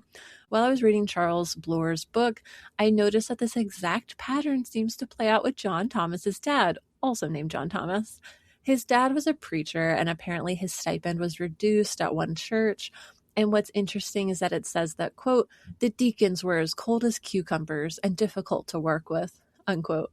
Bloor also wrote that, quote, "there is the implication that Rev. Thomas wanted more money. He had about 200 pounds in that last full year, which was a comfortable sum for a young minister in those days," unquote. Bloor also made another remark that seems like they could apply to the younger John Thomas as well. The first being, quote, "this is not the first time that he has provided two different accounts of the same event," unquote, which he said in reference to his dad providing two different reasons for leaving Chorley. Also, Bloor wrote that the older Thomas was criticized for writing his religious views, which basically made him unemployable, so he appears to have moved to Scotland in order to find work where no one knew him. Quote, "thus his move to Scotland may well have been a necessity rather than one of the erratic changes he seemed prone to make," unquote. So it sounds like the older John Thomas was someone who claimed that people who paid him for his work were being cold when they wouldn't give him more money, and he had to move around frequently because he made enemies through his writing. He also had this desire for money, and he was lying and changing his story when asked about his past. I mean, I've just got pretty good pattern recognition, and I'm saying that that looks familiar. And then this is at least the third time that John Thomas moved to avoid trouble, that he was getting himself into between the illegal medical practice in London and now extorting his clients in his medical practice in 2 cities in America. These men were definitely the drama. And most frustratingly, they, John Thomas and these John Thomas Sr., are always claiming that they're the victims of these cold people who are getting in the way of what they really want, their money. And this may be a good time to point out, as much as Peter Hemingway claims that, quote, Dr. Thomas did not seek the riches of this world, unquote, I am now providing all of you with evidence that that is not actually the case. Dr. Thomas was using both religion and medicine as a tool to take other people's money during his time in America. So let's wrap this section on extortion up. John Thomas's behavior did have some consequences, at least in the Campbellite churches. The Philadelphia Campbellites sent Alexander Campbell a letter at the end of 1837, which was a few months after John Thomas wrote his piece, which kicked off this whole investigation. And Campbell published the letter in the Millennial Harbinger. In the article, the Philadelphia Campbellites described John Thomas as a, quote, incorrigible factionist, unquote, and they publicly broke off any connection with him. They stated that they would not fellowship with him or anyone who agrees with him. So basically, they just fellowshipped him. And it's actually kind of funny when you remember that the Christadelphians briefly disfellowshipped one of their prominent brothers who extorted them, but they eventually welcomed him back in. So maybe they wouldn't even be bothered to hear that the founder of their religion was also extorting church members, because it hasn't been a deal breaker for modern day Christadelphians either, apparently.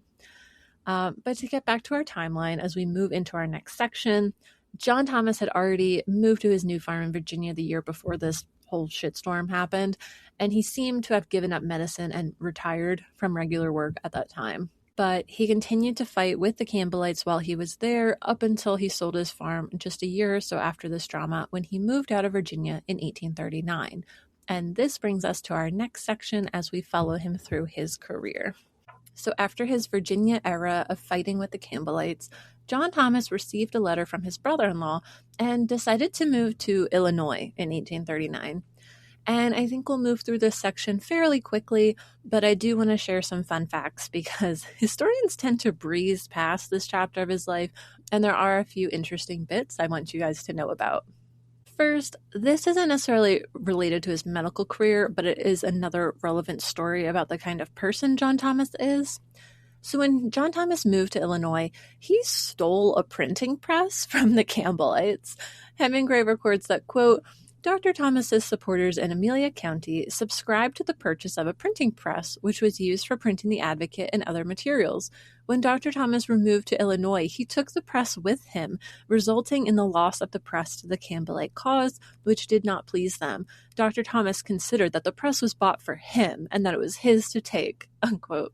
So it sounds like they all chipped in to buy a printing press, which John Thomas was encouraged to use, but then like a shitty ex-husband during a divorce, he says it's his, even though it wasn't his money that paid for it. So John Thomas took the Campbellites to the cleaner in this divorce, basically. Disfellowshipping. And we'll actually talk about this printing press again in a minute. One other thing that surprised me about this really random move to Illinois was the casual racism against Native Americans. And I was surprised Hemingway included this little bit, but he actually shared part of the letter from Ellen Thomas's brother, James Hunt. And James wrote to Thomas that, quote, about 5 years since, our cultivated fields were the Indians' hunting grounds, and the plow has just turned over the sods, stained by the bloods of the last Indian war, unquote. Yeah, that makes me feel gross, but John Thomas heard about genocide and stealing native land and thought, that sounds great. And that's why he moved to Illinois, because of this blood-soaked land that he could farm after war, besides fleeing the drama he stirred up in Virginia. Okay, So originally, John Thomas bought land and planned to become a farmer. So he was going to be taking kind of a holiday from both medicine and religion. But it turns out he was a privileged white man and had no idea how hard manual labor was going to be. It's recorded that he had to lay down frequently while working, and after a short while, he gave up the venture and moved into town to take up religious writing and medicine again. Robert Roberts recalls what he was told by Thomas about his venture into farming when he wrote, quote, "The doctor had found it very fatiguing to walk after the harrow over the plowed land," unquote. And that, quote, "The doctor also found mowing a great demand upon his strength and only managed to get through it by resting at the end of every 7th row, lying at the end under the shadow of a haycock until sufficiently rested to renew his labor," unquote. And yeah, you might think I'm being mean by pointing out what a terrible farmer John Thomas was, but in another episode, we're going to talk about the fact that when he was doing his first time farming down in Virginia, he was using slave labor. And I'm pretty sure that slaves weren't allowed to rest in the shade after working just a couple of rows out in the field. So yeah, going to point this out and shame him. And I'm sure that John Thomas also didn't learn any lessons here about all outdoor workers deserving rest and shade and water. But let's keep going. We're kind of moving fast through the story since he wasn't practicing medicine again yet at this time. Oh, and there's also the story that John Thomas almost killed himself. And it was an accident. Apparently, he was trying to shoot wild game while they were traveling, like Oregon Trail style, with horses and wagons. So it wasn't the dysentery that got him. Instead, his gun exploded and he almost died. He says he temporarily lost his hearing and apparently it was kind of bloody and nasty, but he did survive, although he almost died in a separate gun accident as well. So if you're ever wondering, did John Thomas own a gun? Yes, that should help answer that question because he hunted and he nearly killed himself by accident with his gun twice. So after he got his hearing back and realized that he was not built to be a farmer, like I said, he went right back to publishing his religious writing, debating people about religion, and pretending he's a doctor. So 2 years later, in 1841, he and his family moved from this farm in Illinois to town in St. Charles, Illinois. And you may remember we did talk about this time in his life in season 1's episode 6, which was the true crime episode, because John Thomas started working for the Franklin Medical School, which became infamous for Richard's riot. This riot was in response to the rampant body snatching by the students and staff, which led to an angry mob shooting at a professor and students, which led to one death and another permanent injury. According to Robert Roberts, John Thomas held 2 positions during his brief time with this college. Roberts writes that Dr. Richards, quote, invited him to become president and lecturer on chemistry. This appointment John Thomas accepted, unquote. However, Hemingway comments that, quote, apart from this work, there is no evidence he practiced his medical profession to any extent, unquote. It's also interesting to note that John Thomas was again teaching at this medical school, but he did not sign up as a student to get his medical degree. However, his brother Robert actually became a student at this school, and he finished his classes there in 1845. His brother Robert also went to Rush Medical School in Chicago, and this school actually still exists, which keep that fact in mind for later. And his brother Robert received his medical degree from Rush in 1847. So as much as we call John Thomas Dr. Thomas, it turns out his brother Robert was the real Dr. Thomas, since he appears to have actually attended classes to become a doctor. He earned his medical degree earlier, and honestly, he actually worked as a doctor for his primary income after that. So can the real Dr. Thomas please stand up? Please stand up. Please stand up. And in the first part of this series on John Thomas's medical qualifications, I also mentioned that this is where John Thomas started the newspaper called the St. Charles Patriot, Fox River Advocate, and King County Herald, where he recorded his name as editor, John Thomas, MD.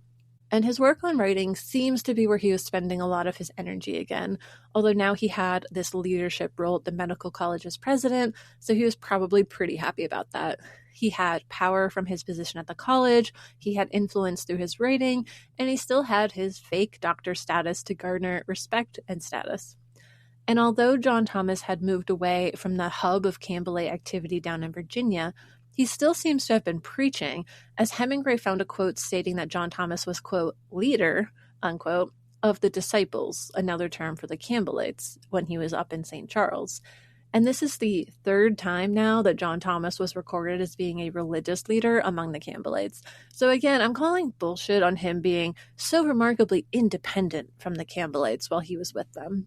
But I will say that it sounds like he wasn't much of a leader in St. Charles, because there is a really snarky quote from Alexander Campbell that said that John Thomas had less than 8 followers in Illinois at the time. So it was kind of more like being a leader of a book club than like a thriving church community. One other thing to note from this time is that John Thomas may have been working as a doctor on the side, because it is recorded that he had medicines in his office where he kept the stolen printing press. However, the stolen printing press did not last long, because it burned to a crisp during a fire one night. And I fully suspect that this was arson, because he hadn't been there long and had already turned the townspeople against him. They probably walked around singing songs about how awful he was, like he was Ebenezer Scrooge in A Muppet Christmas Carol or something. There goes Dr. Fraud. There goes Dr. Scam. If they gave a prize for committing crime, the winner would be him. Anyways, Roberts records the fire this way in Thomas's biography. Quote, "Before the first number of the projected paper was issued, however, the building in which he had opened his office and in which his books, medicines, and printing materials were stored caught fire and burnt to the ground. Intelligence of the conflagration was brought to him at 3 o'clock in the morning. The messenger told him the place was destroyed with all its contents and wished him to come to the spot at once. The doctor told him that if everything was destroyed, he could do no good by coming out at that time of the morning, and went to bed again. When it was light, he got up and went to the place and found it a heap of ashes." Unquote. And finally, we have some common ground, because apparently John Thomas prioritizes sleep as much as I do, although he sounds surprisingly unfazed by the fire, which is kind of weird. But I mean, he was very transient, so maybe he had like an easy come, easy go attitude to life. I don't know. But what's striking to me about this fire was that the townspeople celebrated this, which is why I suspect that it was arson. And I also wonder if he was extorting the townies. And also, considering things were handled by mob rule at that time to some degree, and they literally murdered someone for digging up a dead body in that town, it kind of tracks that they might just burn his office down if he crossed the line there. And we know this because Robert writes that, quote, "The Presbyterians rejoiced at the calamity, for they had been greatly disturbed by the doctor's anti-sectarian notions. They said it was a judgment from heaven upon him for his infidel statements," unquote. And yeah, this is sort of a classic religious belief. Anything that's bad that happens to you happens not because bad things happen to everybody, but instead because you don't believe in the same faith as us. Prosperity gospel giveth, and prosperity gospel taketh away again. But I think that maybe bad things happen to guys like John Thomas because you pissed off a small town of people who were not afraid of violence. And unfortunately, I did not see any references to people being cold there, so I don't know if he was extorting people there. But I do wonder if it was actually his religious beliefs that were the reason some of these townspeople hated him, because we do know that John Thomas was always lying and making up reasons for why things were happening. So I really wouldn't be surprised if he lied to Robert Roberts about why people didn't like him here. So after the stolen printing press burnt, he bought a new one and decided to move back to Virginia. He claimed that this school, the Franklin Medical College, was begging him to stay, which again, I doubt, because we've heard that before when John Thomas said that about the Philadelphia Campbellites, who literally disfellowshipped him not long after because they hated him so much. So again, about 2 years later in 1843, John Thomas left St. Charles, Illinois, because he can't seem to stay anywhere for more than 2 years without being accused of extortion, running a failed business, or having his office burned to the ground. And this brings us to this weird wandering phase, because John Thomas decides that now he wants to travel and preach. And I think this is why I always forgot that he was married and a father, because he would just leave his wife and daughter at like a friend's house or a relative's house for months or years at a time while he traveled. So he preached for a while just by himself before deciding to go back to Richmond in the fall of 1844, where he still would have had some religious followers from his earlier time with the Campbellites. And this is the time when Hemingway believes that the early Christadelphians really formed. Around this time, John Thomas was being pushed out of the Campbellite community, and he was starting to expand his preaching to other religions like the Millerites, which we mentioned in our prophecy episode. And John Thomas also started to go on these long preaching tours. So he went up to New York in 1846, and honestly, that could very well be when my family started hearing about this stuff, since that's where my ancestors would have lived at that time. So after wandering up and down the east coast of America, John Thomas finally headed back to Virginia in the fall of 1847. And that brings us to our next section, because after seemingly choosing at last to pursue religious teaching and leadership instead of medicine, and now it's been almost a decade of barely practicing medicine since the extortion drama of the late 1830s, John Thomas finally gets his medical degree. And this is going to be another long section as we dive into that, so feel free to take a break here if you need one before we do a deep dive into his medical degree. So now we have reached the final and perhaps most important topic related to the controversy around John Thomas's medical qualifications, his MD degree. And just as a reminder, we are now finally in 1848. It is 16 years after he arrived in America when he first started claiming that he already held an MD degree. And this does feel almost random at this point, because John Thomas had been making at least some money from religious preaching since he lived in Philadelphia, and he had essentially given up having a medical practice for the last decade. So let's take a closer look at his medical degree and the school that it came from. I want to really examine whether getting this degree actually vindicates him, since he got the degree he claimed he had eventually, or is this just yet another scandal for us to uncover? I'm guessing a lot of you will be surprised by what I found, so let's get into it. As usual, let's start with what Christadelphians have recorded about this, which is what we would have learned and heard when we were Christadelphians. So the MD degree was awarded by a school called the Scientific and Eclectic Institute, which was located in Petersburg, Virginia. Peter Hemingway wrote that the, quote, Scientific and Eclectic, or S&E Institute, followed one of the main branches of botanic medicine called eclecticism. The college, about 25 miles south of Richmond, was granted its charter by the state of Virginia on March 8, 1847, although it probably began taking students a year earlier. It awarded Dr. Thomas his MD on March 1, 1848, after a rigid and fair examination, unquote. So finally, after years of fraud, John Thomas gets an MD. So let's just ignore the decades of fraud, right? Forgive and forget. No, because that is not the end of the story at all. Because first, I want to ask, why did John Thomas suddenly want to get a medical degree in 1848 after decades of maintaining a charade that he already had one? Isn't that kind of admitting that he lied? And why not continue to just lie about it? Well, I have a few theories for why he would have wanted to get a degree at this time. The first theory is that the United States was starting to develop medical regulations around this time. In fact, the American Medical Association was formed in 1847, so it wouldn't have been as easy to hide his lack of credentials because the medical field was now developing a governing body who could investigate practitioners of medicine. By this time, he also had a following of early Christadelphians, and you may remember that 1848 is the year that is often cited as the origin for the Christadelphians. And why would that matter? Well, his followers were asking about his professional qualifications, according to Robert Roberts. He wrote that there were, quote, surmises and suspicions and allegations, unquote, related to whether John Thomas was really a doctor. And this is recorded in Roberts' posthumous article about Thomas entitled Dr. Thomas's Professional Status in the Christadelphian magazine in 1866. And Roberts quotes a question that he was asked, quote, the late John Thomas was, so far as English qualifications went, Mr. Thomas, surgeon. He was not a member of any British university. It has several times been pointed out that his biographer says nothing as to the origin of the degree which the author of Eureka, Elpis Israel, and other works is always credited with having held. If the degree was an American one, we ought to have the particulars, as Englishmen rarely obtain American degrees in an honorable manner, unquote. So even early Christadelphians were asking about this. And why wouldn't they wonder about this when he really won't shut up about being a doctor? And it's even more odd when he's spending all of his time preaching religion.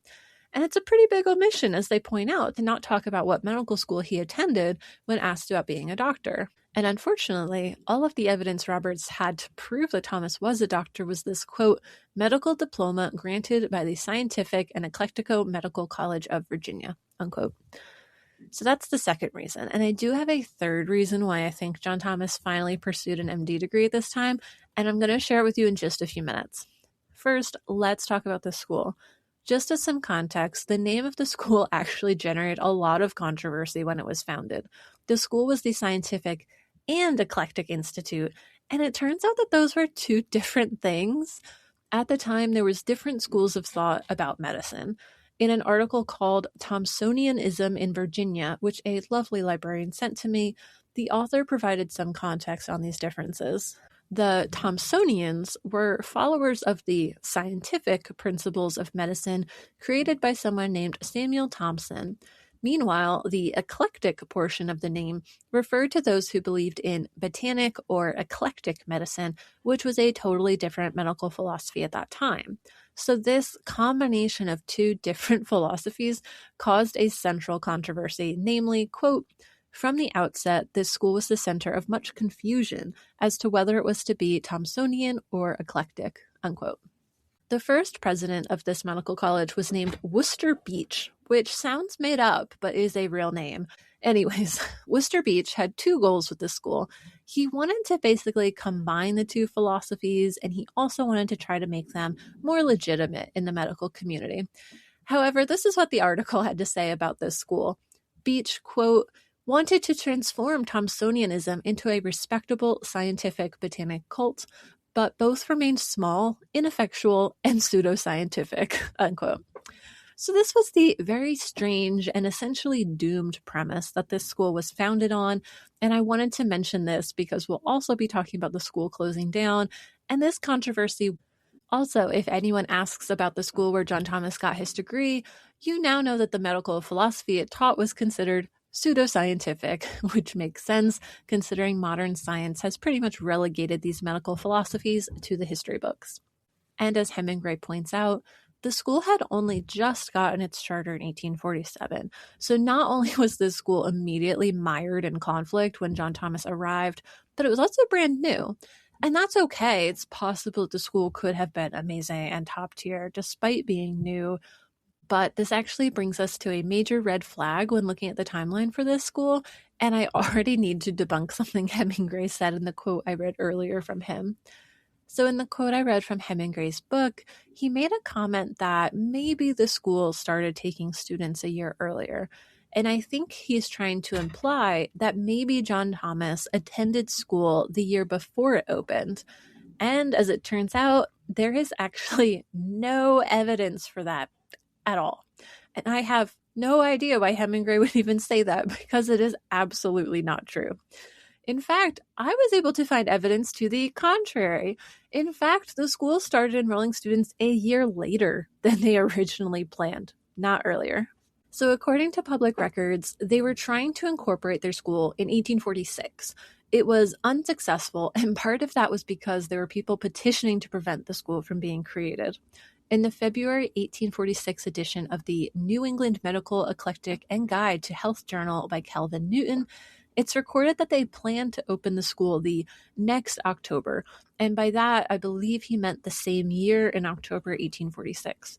However, their paperwork kept getting amended and delayed because of the backlash from the divided medical community about the medical philosophy. So it appears that everything was essentially pushed out a year later than planned because of this controversy. So instead of opening in 1846, it was pushed to 1847 just because the legal process of developing the school was slowed down by the politics of it.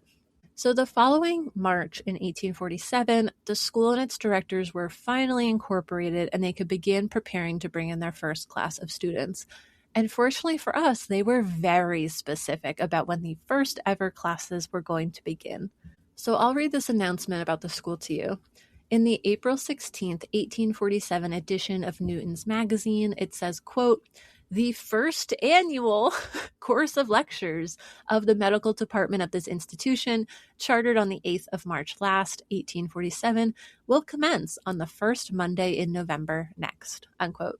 And again, he uses November next like they did with October next previously, and it does seem to mean the same year because in November 1847, in that edition of the magazine, the start of classes was announced.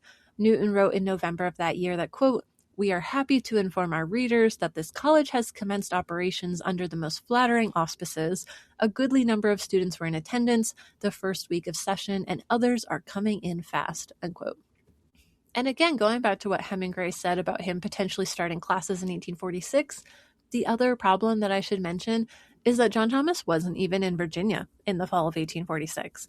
And it's kind of funny because Hemingway obviously knew that because he recorded in his book as follows, quote, "Dr. Thomas went further afield than usual in the fall of 1846, going to New York City for the first time in 14 years, unquote. And for anyone who isn't familiar with American geography, that's at least a 6-hour drive today. And this was ye olden days, so if we were going at the pace of someone on a bike, it would be more like a 40-hour journey. So it wasn't like he was commuting back and forth to New York City. So John Thomas wasn't even in Virginia in the fall of 1846. And without Zoom, there was no way he would have been attending classes at a college in Virginia at the time. All right. So all of this seems pretty clear so far. The school didn't have their first students until November 1847, so that means that the earliest that John Thomas could have enrolled as a student was November 1847, and these classes would have ended at the end of February in 1848. Okay, so that's the timeline for him to be able to be a student at the school if he enrolled in the very first round of classes. Great, got it. So if you're reading Hemingway's book, then there's maybe not an issue here still because Hemingway records that John Thomas earned his degree from the school March 1st, 1848. So using this timeline about how and when the school started, then it's possible he could have taken one course of lectures and immediately graduated after a year.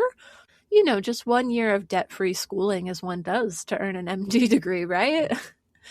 And, you know, maybe that seems a little weird because that's not a lot of schooling to earn such a high-level degree.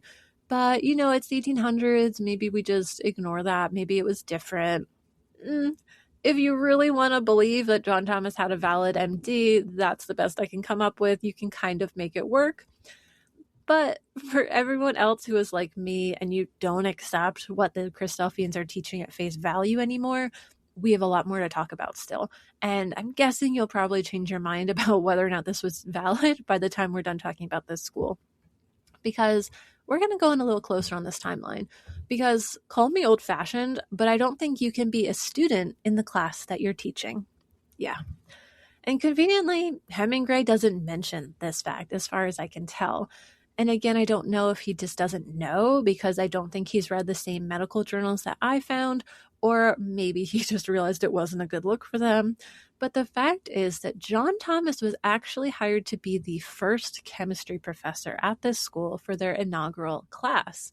The advertisement for the school is dated, and it does list John Thomas as a teacher for the school as of April 2nd, 1847. And that is just weeks after the school was incorporated in March of 1847. And I know some people will still not want to believe me, and they'll be thinking, well, maybe he taught one class, but he was taking other classes so he could earn his degree the right way. And as usual, I do not think that that is the case either, because I'll share a little more about this advertisement I just referenced with you. And this is really the first reason why I think this school was probably never legitimate, because this is how the school advertised. They posted that John Thomas already had an MD degree in that advertisement in 1847 that listed him as a teacher, despite his MD degree supposedly being from this school, but it was dated a year later in March of 1848. So now you're seeing where with this timeline, these dates aren't adding up when you actually dig into it. And yes, on the advertisement it says, J. Thomas, MD, Professor of Chemistry and Forensic Medicine. And before anyone says, it says J. Thomas, how do you know it's John Thomas? I got you. I have multiple sources to verify that it was him.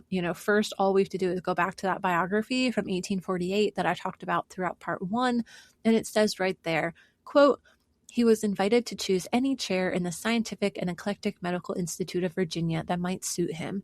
Being convinced of the primary importance of chemistry to a sound philosophical medical education, he chose this and was accordingly appointed to the chair of chemistry," unquote. And it's also recorded in Alexander Wilder's A History of Medicine, which Hemingway also references, so I do think maybe he did know about this. But it says, quote, "The new college was established at Petersburg. John Thomas became professor of chemistry. He was a native of London and the son of a congregational minister," unquote. So, that's definitely our guy. And interestingly, this biography documenting John Thomas's medical career does not make any mention of where he got an MD degree. And there's no mention of him attending classes to earn one anywhere. And that seems like a glaring omission to me. And this biography that I just mentioned was published in 1848. So you would think that earning an MD degree would be relevant to include in a biography of your medical background, especially when it's so recent and exciting. Like if I got a PhD last week, I would tell everybody about it because I'd be really excited about it at first, especially if it's relevant, like go to work, tell everyone, hey, I got this new degree related to my work. But no, there's no mention of him taking these so-called rigid examinations in his biography or any mention of recently earning a high-level degree. That seems a bit odd, right? And why is he just suddenly so humble about this degree? I mean, you've been bragging about it for almost 2 decades now. At this point, I would say that the silence is actually really suspicious. And again, this seems like a pretty striking omission considering this article and biography was written to document the medical qualifications of, quote, "John Thomas, MD, the president of the Scientific and Eclectic Medical Institute of Virginia," unquote. Yeah, this escalated so quickly. One second, he's just a student, supposedly enrolling in their classes and taking exams. But then the school's like, oh, he already has a degree, so he doesn't need to take classes. And he should be a teacher, actually. Okay. But then after not taking classes, he gets promoted to president almost immediately after being handed his degree. It's like a month later. Like, what?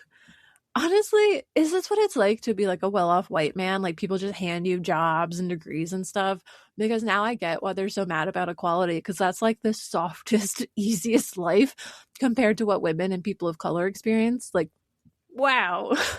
Now I get why white men are so mad after having everything handed to you with very little effort on your part. I can see why you're so resentful of the people who work hard and have raised the bar so you actually have to work hard too. Yeah, I get it. From my perspective, there's absolutely no way in my mind that this degree and this school can really be considered legitimate, which explains why Hemingway probably desperately wanted his readers to think that John Thomas had been attending classes the year before, because then we wouldn't see the truth of how bad this stuff really looks when we look at the timeline here. Hemingway really skipped over all the juicy stuff in his book, but now it reads more like, here's his degree, don't ask questions, moving on. But today I want to, really dig into this untold story of how this documented extortioner found himself with an MD degree from the school. And what's also kind of funny here is that John Thomas's own ego is a huge reason why I was able to find evidence that this degree wasn't valid. If John Thomas hadn't had his name published in the papers as faculty, we wouldn't have been able to know for sure that he wasn't a student. He could have quietly purchased his degree and just been done with it. But instead, we get more evidence of criminal behavior the more he's involved with the school, and at such a high level. So, that's fun. And I've been really excited to share this research with you. And I didn't think that this school could be even more insane than the other school in St. Charles that he taught at, which was famous for stealing corpses and causing a riot that ended in homicide. But it's starting to look like this school was probably running a higher level of illegal operations. So to dig into it more, my current theory, which I think you'll find pretty reasonable, is that this school was a diploma mill or a degree mill, as they're also called. And I didn't know this, but diploma mills still exist today. And a diploma mill is basically a school, whether kind of legitimate or a complete and total scam, that gives out seemingly real degrees, but in fact, the student does very little to earn them. It's primarily about an exchange of funds for a piece of paper that says you have a degree in whatever you want it in. And medical colleges at the time were very different than colleges today, and they didn't have standardized regulations, industry codes of ethics, and the like. So when we look at other eclectic colleges at the time, there was a legitimate medical school called the Eclectic Institute of Cincinnati, which opened in 1845. That school operated for almost 100 years, and many of their graduates were well-known, diverse, and successful. Fantastic. Meanwhile, there was also the Eclectic Medical College of Pennsylvania, which opened in the 1870s. That school, meanwhile, was known for selling thousands of fake medical degrees, and the man running it tried to fake his own death unsuccessfully and escaped to Canada. So there was a spectrum for these medical colleges during this time, with minimal regulations and oversight. So both of those two colleges I just mentioned were both eclectic medical colleges.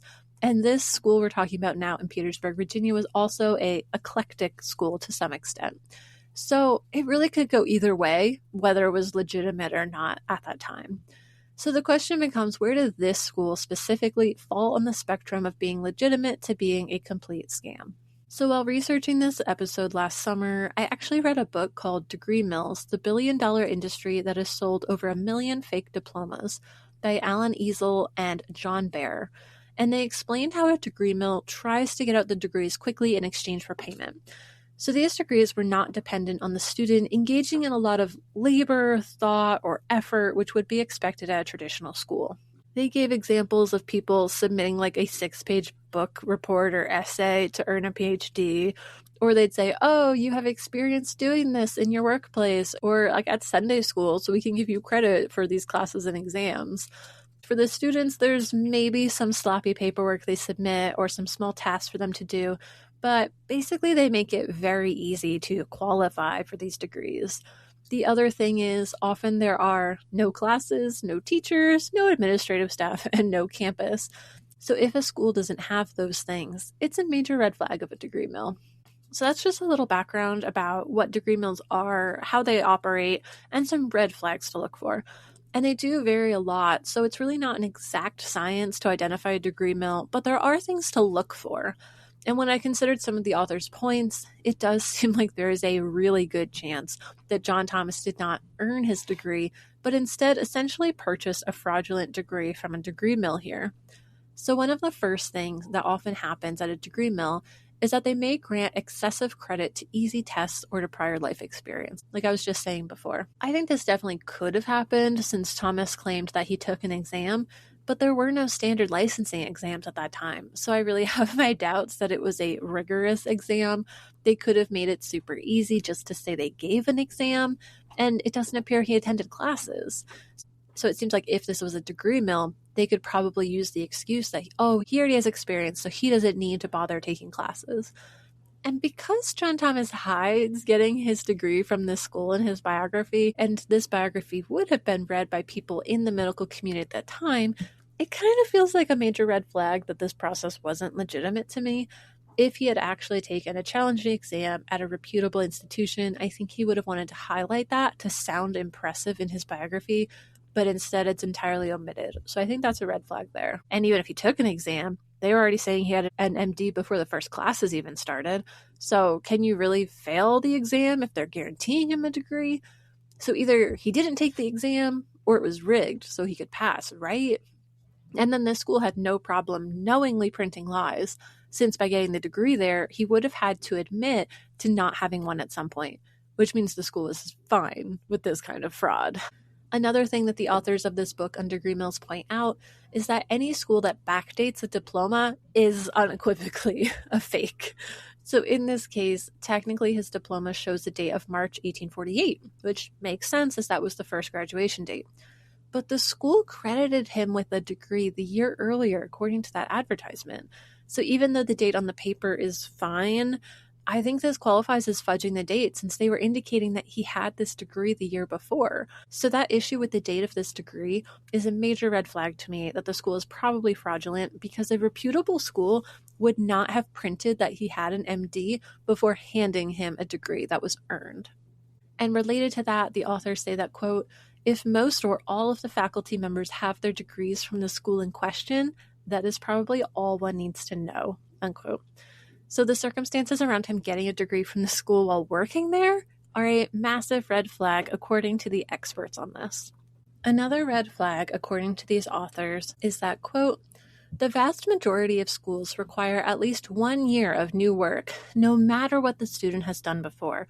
At the master's and doctoral level, giving credit for prior learning is minimal and rare. We know of no school with recognized accreditation that will award its master's degree for anything less than 1 academic year, at least 8 or 9 months of new work. The doctorate requires at least 2 years of new work, but usually 3 to 5, unquote. So sure, things were different back in the 1800s, but that is still a really low bar. Did John Thomas do at least a year of new work? But honestly, it should be at least 3 years of new work and studies. And unfortunately, the answer is no. It doesn't appear that he did any work at all as a student for this school because, again, he was a teacher instead for his first year and a president of the school the second year. And let's be honest, no one would be handing you a degree if you never took classes today, so they wouldn't have done that then either if this was a legitimate school. And it gets even worse. This disregard for whether or not he attended classes is not an irregularity for this school. In an advertisement for the Scientific and Eclectic Institute in 1848, they included this line, quote, the charter of the institution allows the faculty the power of conferring the doctorate in medicine on any person whom they may consider qualified, without reference to time of study, unquote. And it continues to state under the requisites for graduation at this school that the only thing graduation is contingent on is that the student had paid for all of the courses and the graduation and matriculation fees. So paying this school was more important than attending the classes when it came to graduating. That sure sounds like a degree mill and not a reputable medical school. So at this point, the school is basically advertising that they were a degree mill. And I wasn't the only one to find that last quote a bit revealing about the character of the school. The Eclectic Medical Journal reprinted that line in their 1849 to 1850 edition with this comment, quote, or in plain English, any individual, educated or uneducated, who is willing to pay $90 can obtain a diploma if the faculty are disposed to sell him one and willing to certify his qualifications. But as if this were not sufficient, the faculty openly advertise that they will confer honorary diplomas as premiums upon any individual who will furnish them the best essays upon lobelia, bloodletting, mercury, and a variety of other subjects. When medical schools with regular charters and the power of conferring degrees come to so low an ebb as this, what must be the inevitable effect? Unquote. And the author answers his own question, quote, the inferior schools either raise their standard of qualifications or sink to the Thomsonian level of diploma shops, unquote. So, yeah, it appears that this school was getting slammed by the eclectic medical community as a diploma mill, or as they termed it, diploma shop. And this was by contemporaries in the 1840s. So obviously the behavior of this school wasn't standard, and even at the time, people in the medical community were criticizing these practices and calling this school out as a degree mill. And the last red flag that I found that pointed to the school being a degree mill is that this school in Virginia was mailing degrees to students in Massachusetts. In the April 1848 edition of Newton's Magazine, he writes sarcastically, quote, not only are their own students furnished with these scientific diplomas, but the students of the Botanico-Medical School of Worcester, Massachusetts, are also honored by the distribution of parchments from Petersburg. One charter is enough for both, and thus saves the troublesome necessity of applying for a charter, unquote. Because nothing shows how reputable a school is, like not requiring your own students to attend lectures, and literally mailing degrees hundreds of miles away to students that have never even attended the school that they're receiving a degree from. Just pay your graduation fees and you're all set. And the writer did note that he was being very sarcastic there, and he did not approve of this behavior. He wrote, quote, a quiet sarcasm in the above remarks, which we cannot permit to pass unnoticed. Although the school at Petersburg is the principal offender, yet the Worcester school is artfully made a particeps criminis, unquote. and that's Latin for partner in crime. And yes, crime seems to be the key element here because this school was shady on so many levels. Honestly, it's the perfect school for a criminal like John Thomas. It's like a perfect fit for him, actually. And I'll share another quote from the Eclectic Medical Journal of 1849 to 1850, where the eclectic medical community digs into this school and shares some startling information. In it, they wrote that, quote, "The establishment of schools with the power of conferring medical degrees, avowedly upon Thomsonian principles, has presented the lowest standard of medical education ever yet seen in our country. Without referring to the general inferiority of these schools as to their character, intellect, and means of instruction, a glance at their facilities of graduation will show their inevitable tendency. The school established at Petersburg, Virginia, under the deceptive title of Scientific and Eclectic Medical Institute, is but little more than a nominal affair as to the instruction of medical classes. A gentleman of intelligence from Petersburg informed us that it had but 9 students last year, and we perceive that the annual announcement of the school for 1847 to 1848 presents but 15 names on the list of matriculates. Whether the collegiate operations were carried on in the drugstore of the professors P and K or in the apartments overhead, our informant could not distinctly state. But however insignificant the operations of this school may be in the way of medical instruction, it is amply capable of furnishing any number of diplomas which the state of the market may require.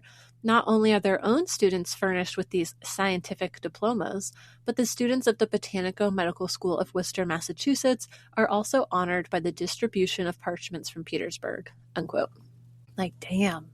So the eclectic medical community was not holding back because they were publishing attacks like these on the school.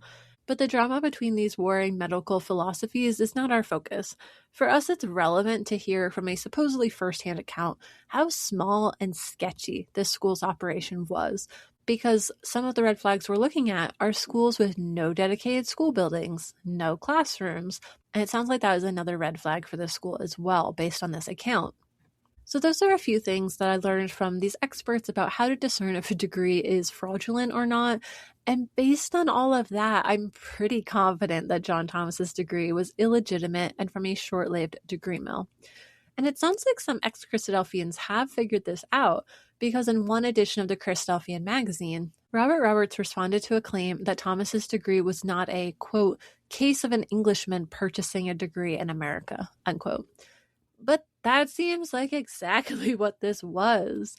Robert's only defense was that the degree itself said that it was obtained in a, quote, "honorable manner," unquote, which seems like a red flag since, by comparison, in England, all of his coursework to become a surgeon was documented on his graduation paperwork, whereas this degree is using vague, undefined language about how this degree was obtained, instead of providing anything specific like when and what classes he took or listing his exam scores or anything like that.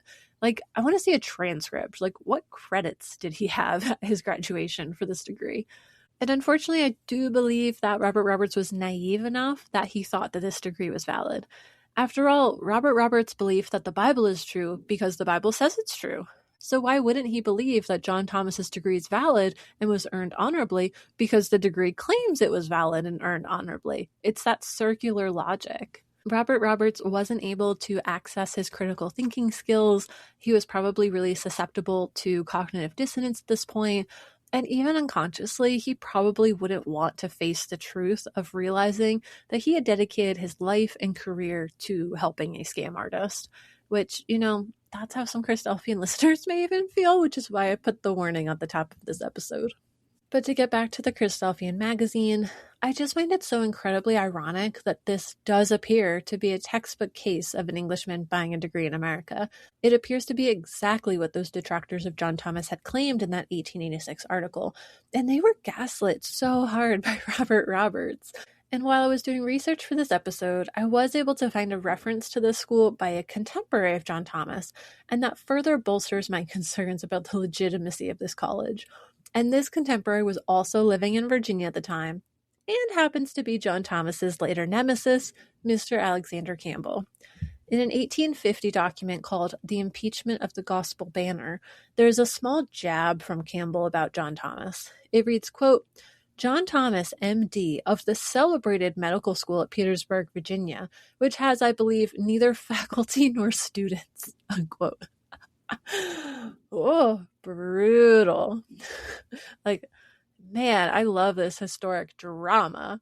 Campbell was so sick of Thomas's nonsense by this point, and he had figured both him and this little school out. And what's shocking about this is that it seems like other people in the time in that area who weren't even in the medical field were also aware by this point that the school was likely a degree mill, since Campbell was not in that profession. So not only was this school mired in conflict between these two medical communities, but we even have religious leaders poking digs at it, their readers. Like, it's starting to seem like just general public knowledge at the time that this school was not legitimate. And what's also telling is that John Thomas was shockingly silent about this school and his education. Because, for example, while Thomas denies many of those other things that Campbell talks about in that article, Thomas did not offer rebuttal to this claim about this school that we just quoted Campbell as writing. And we've seen this happen before, where when John Thomas realized that he had been caught and he had no defense when he was caught extorting his medical patients, and they had the proof and receipts against his lies, he had first ignored it, and then when he was presented with evidence, he completely iced them out again. So it seems like when he can't come up with a convincing lie, he just ignores it and hopes that it goes away. But little did he know I would find this 176 years later. Alexander Campbell knew the truth about John Thomas, and now we all do too. I also found one curious thing in the Eclectic Medical Journal of 1844 to 1848. The editor wrote, quote, Dr. Black resigned his appointment in the School of Petersburg some months since, but his name is still published in the faculty announcement. Queer. How many of their published appointments have been actually accepted by the gentleman announced, unquote. And that's not a good look for a school if they're publishing names of staff who no longer work there. Like, did they actually have staff?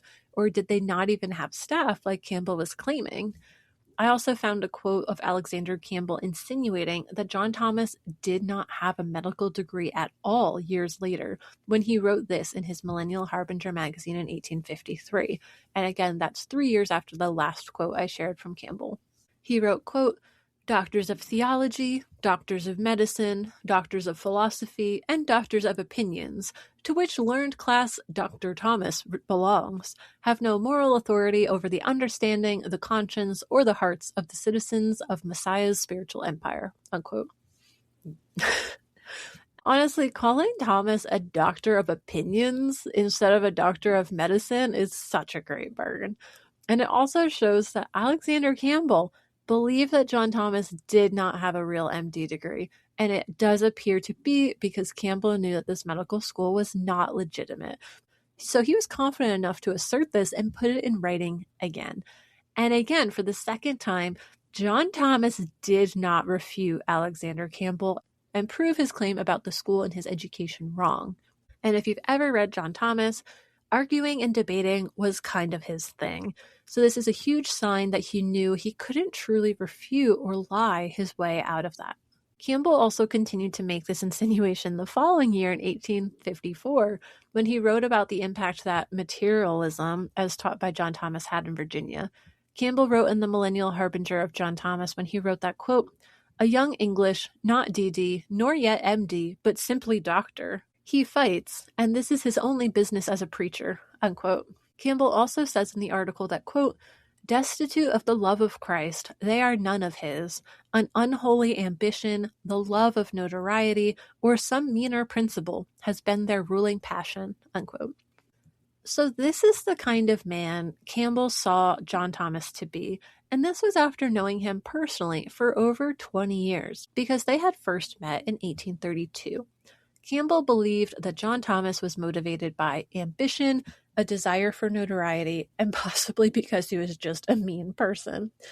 And based on what we've seen as we've looked at the decisions John Thomas was making during his life as he juggled his careers in both medicine and religion, this seems like a pretty fair take on John Thomas. He was always seeking the most prominent roles, whether it was as an elder at the church or president of a medical college.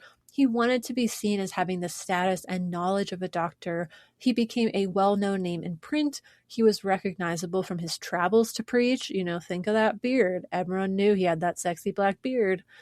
And we've also seen that he did not have empathy for others.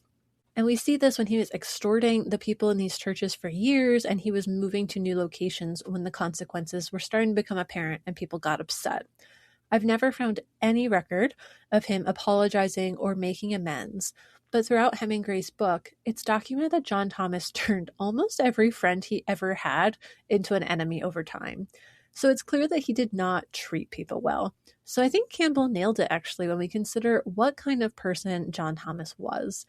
And if what Campbell says is true, and the school did not have staff or students, then not only would Thomas not have been a student, which would confirm our suspicions, but he also was probably involved with the school being a scam, right?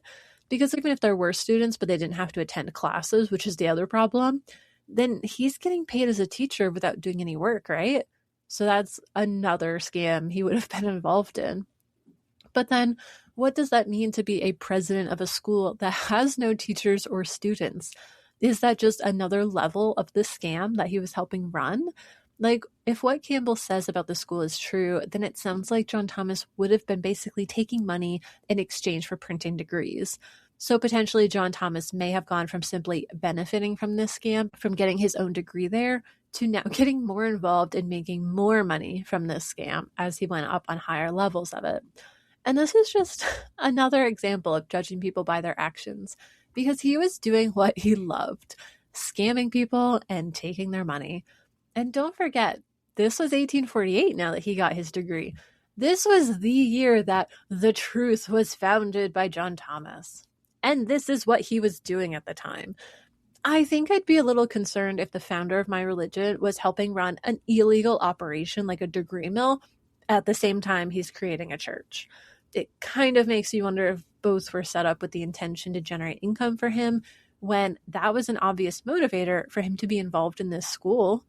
And also, it's probably a red flag that John Thomas bypassed multiple legitimate schools to go to this one, and then he threw himself into this school as a scam artist instead of a student, because John Thomas had numerous opportunities in America to get a legitimate medical degree. And so that brings us to the third reason why I think John Thomas finally got an MD degree in 1848. Because if the school was a degree mill, like I suspect it was, and I feel I've provided substantial evidence to indicate to you, then this would have been the easiest way for him to get this degree that he always wanted to have, but he never actually wanted to do the work to get. And just think about it. He had turned down spending time at the medical college in Ohio with Dr. Stoughton when he first arrived in the U.S. He could have gotten a degree there. And John Thomas never enrolled in classes at the medical school in Illinois, unlike his brother when he lived there. He could have been a student instead of teaching there as well. And John Thomas hadn't enrolled in classes while living in Philadelphia or Virginia, despite medical schools being available in these places.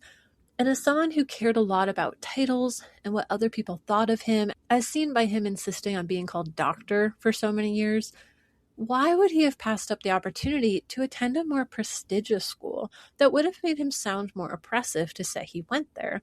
Why go to this little startup school no one's ever heard of that didn't even last 5 years? It makes sense if John Thomas was just looking to be handed a degree with no questions asked and without having to do any real work on his part. And honestly, if he was getting paid by the school as a teacher, then he probably earned more from the school than it cost him to pay for the degree. So that seems like a pretty strong incentive right there to get your degree there. And lucky for him, he wasn't going to lose money or go into debt like modern day students would be doing getting that degree. Just give him $90 and you're all set. And when we reflect on the circumstances around him getting this piece of paper that says he earned an MD degree, it's actually sort of the cherry on top of this episode. To me, it's kind of a satisfying conclusion because John Thomas never gets a redemption arc, even here at the very tail end of his medical career, because he actually really ironically stops practicing medicine very soon after getting this degree. This shows that John Thomas was truly a fraudster and a scam artist throughout his entire medical career. This is just one more scandal to add to the growing list of lies and deceit that was left by John Thomas and generally covered up by Christadelphians who never expected a woman, or a harbinger of destruction as some people like to call us, to fact check them and broadcast it around the world. Honestly, investigating his career has been the thing that's really put the nail in the coffin for me that John Thomas was a fraud and scam artist through and through, because there is so much evidence of fraud throughout his whole career. Like, John Thomas helped make a scam medical organization in England instead of doing the work to be in the Royal College of Surgeons. He then operated an illegal medical practice in London. Then he lied about his qualifications and essentially impersonated a doctor for almost 2 decades. He also extorted some of his medical patients that he was treating. And then right when you think, wow, maybe he cleaned up his act and finally earned his degree, it's like, no, more fraud. And his behavior and the fact that he insisted that he was a good person, despite objectively doing bad things throughout his life, I think tells us a lot about his character. It looks to me like he was always focused on his reputation and his social status. Even the book I read on degree mills, they mention a woman who always insisted on being called doctor, but later it was discovered that she had a fraudulent degree and was not in fact a doctor. That example just reminded me so much of John Thomas, because he always wanted to be called Dr. John Thomas, MD. But publishing that over and over again didn't make it true. Instead, it just shows us how much he wanted to feel that, to feel important and have that status and be respected as someone and had that level of accomplishment. And even the authors of the book on degree mills talk about how different personalities react to getting caught.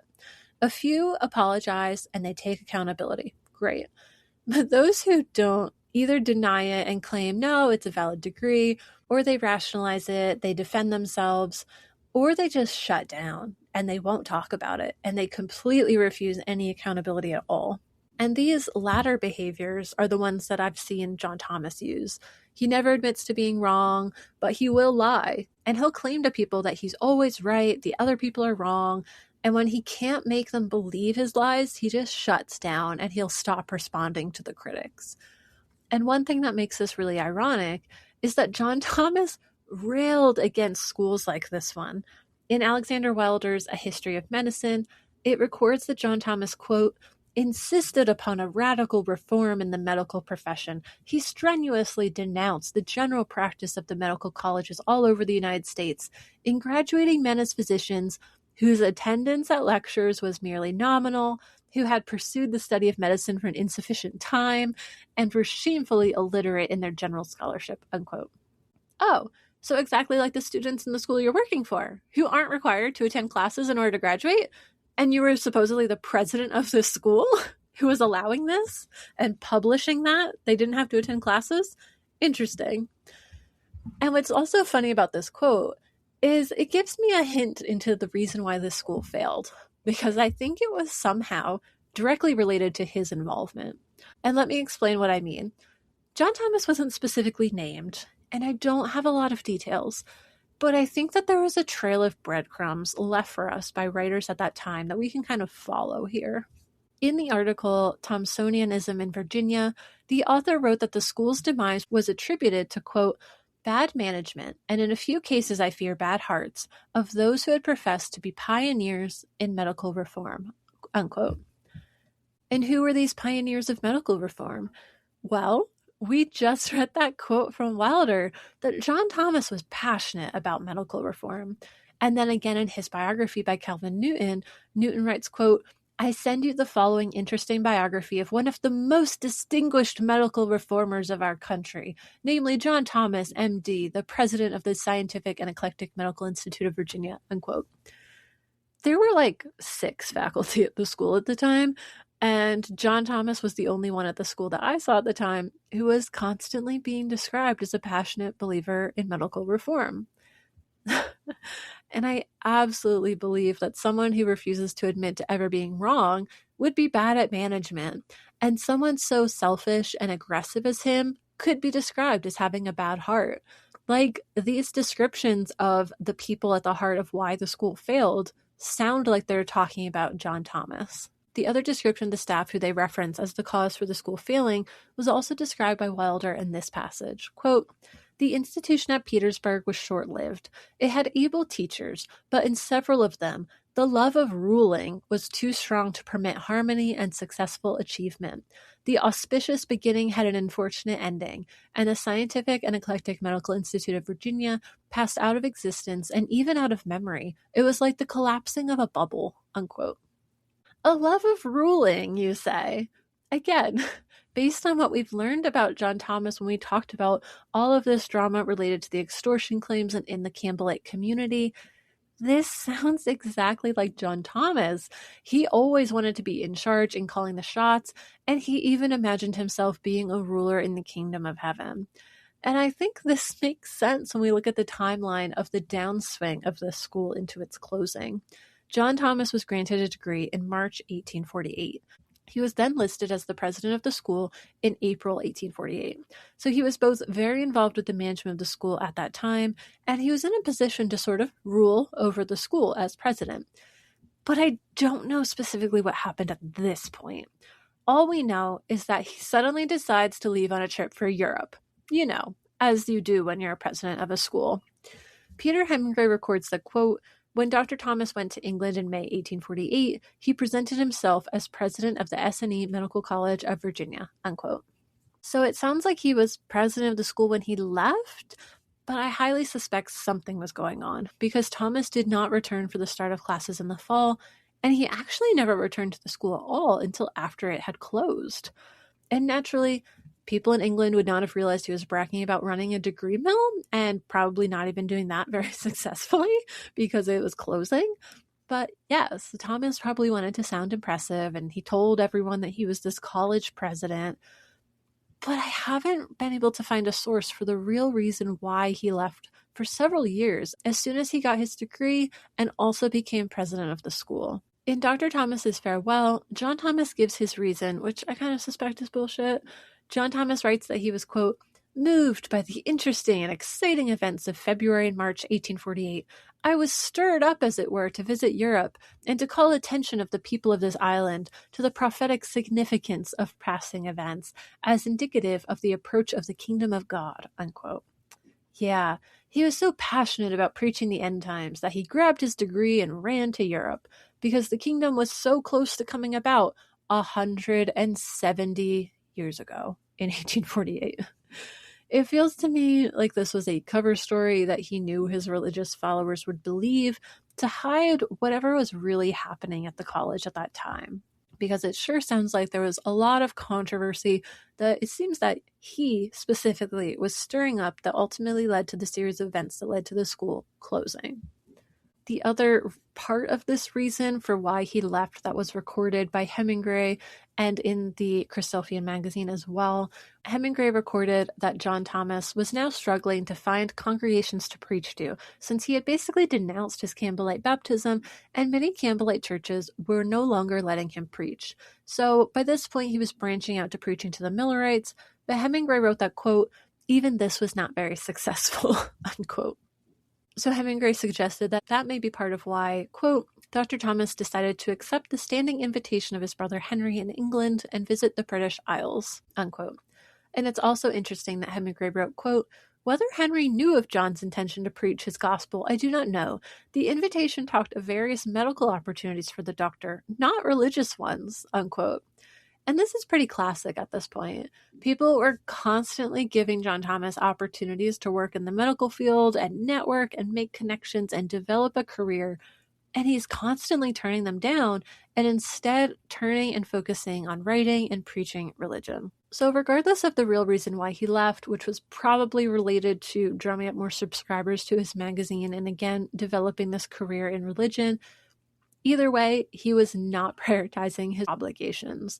By this time, there was some drama going on with this medical college in Virginia, and you would think that a respectable president of an organization would stay and act like a leader to try to sort things out, but John Thomas was not interested in hard work like that, or even in the medical field at this point now that he had his degree. So he's just constantly leaving medicine on the back burner, and now that he got his degree and his fancy title to brag about being a president, he peaced out. And I also feel like his trip to Europe is playing into a pattern that we've seen throughout these two episodes on his medical background. John Thomas was often nomadic because of either running away from consequences or because he couldn't really hack the hard work to continue on the path he was on. Like, he didn't finish his training to qualify for the Royal College of Surgeons, so he dropped out. Then when his illegal medical practice was discovered, he fled to America. He extorted his clients as a doctor in Philly, so he fled to Virginia. But then he had to leave Virginia after extorting them again. And then it seems like he quickly became hated in Illinois, so he left there in a hurry after his medical practice was literally burned down.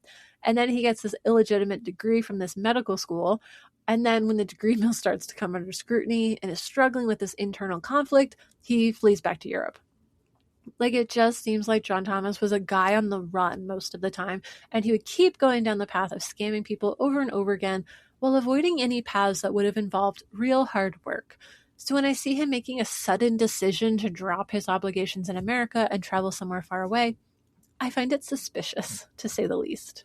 And it's possible that John Thomas planned to come back to America in a few months, since his name was listed as a professor for the fall courses of that year. But I did notice something else when looking at the advertisements for the school in 1848. While Thomas was listed as president in April, there was no president of the college listed by August of that year, so it appears that he was stripped of his title as president within months of getting it. And when it comes to the school listing their faculty as teaching different courses, we already saw that they often left professors' names on the advertisements months after they left those positions. So it's also possible that John Thomas was actually no longer affiliated with the school at all when he left for England, depending on whether or not the school was choosing to list his name even after he may have left the school. So we can't say for certain why he wasn't teaching fall courses in 1848, but either way, Dr. Thomas did not return for the November 1848 start of classes. And after that, it becomes difficult to define documentation about the school at all. Sources say it closed around 1850 after just 3 years of operation. And again, this is very unlike the Rush Medical College where his brother got his degree. So just comparing the two, it does seem like his brother was the more legitimate doctor with a more legitimate degree. And again, you can tell from some of these sources that this school was really struggling. It had made enemies with certain groups of people in the medical community as soon as it was founded and even before it was founded. But I do think it's possible that John Thomas also contributed to the demise of this school, so I really wish I could find something more specific about what he may have done and about the conflict that was going on in the school in spring of 1848. And I kind of wonder, was he kicked out for being such a difficult personality, or did he see that the ship was going down and knew when to get out? Because he claims to have left the country as president of the medical college, and by the time he returned from Europe, it literally no longer existed. There has to be something else going on there. So we'll wrap up this section with another quote from the Thomsonianism in Virginia article. Quote, "Thus Virginia's only botanic medical school had an inglorious beginning. Even worse, its difficulties multiplied, and after a futile 3-year struggle for survival, it died, leaving little lasting impression on the history of medicine." Unquote. And what a fitting ending for John Thomas's fraudulent medical career. As I said before, John Thomas hadn't really worked as a medical doctor for the last decade or so, and he didn't do much work in medicine after getting his MD degree either. John Thomas was still using his medical training to get free travel in cabin class to and from Europe. He presumably was able to do that in 1848 to travel to his brother Henry's home. And then in October 1850, it is confirmed that John Thomas traveled back to America by ship for free because he was the ship's doctor.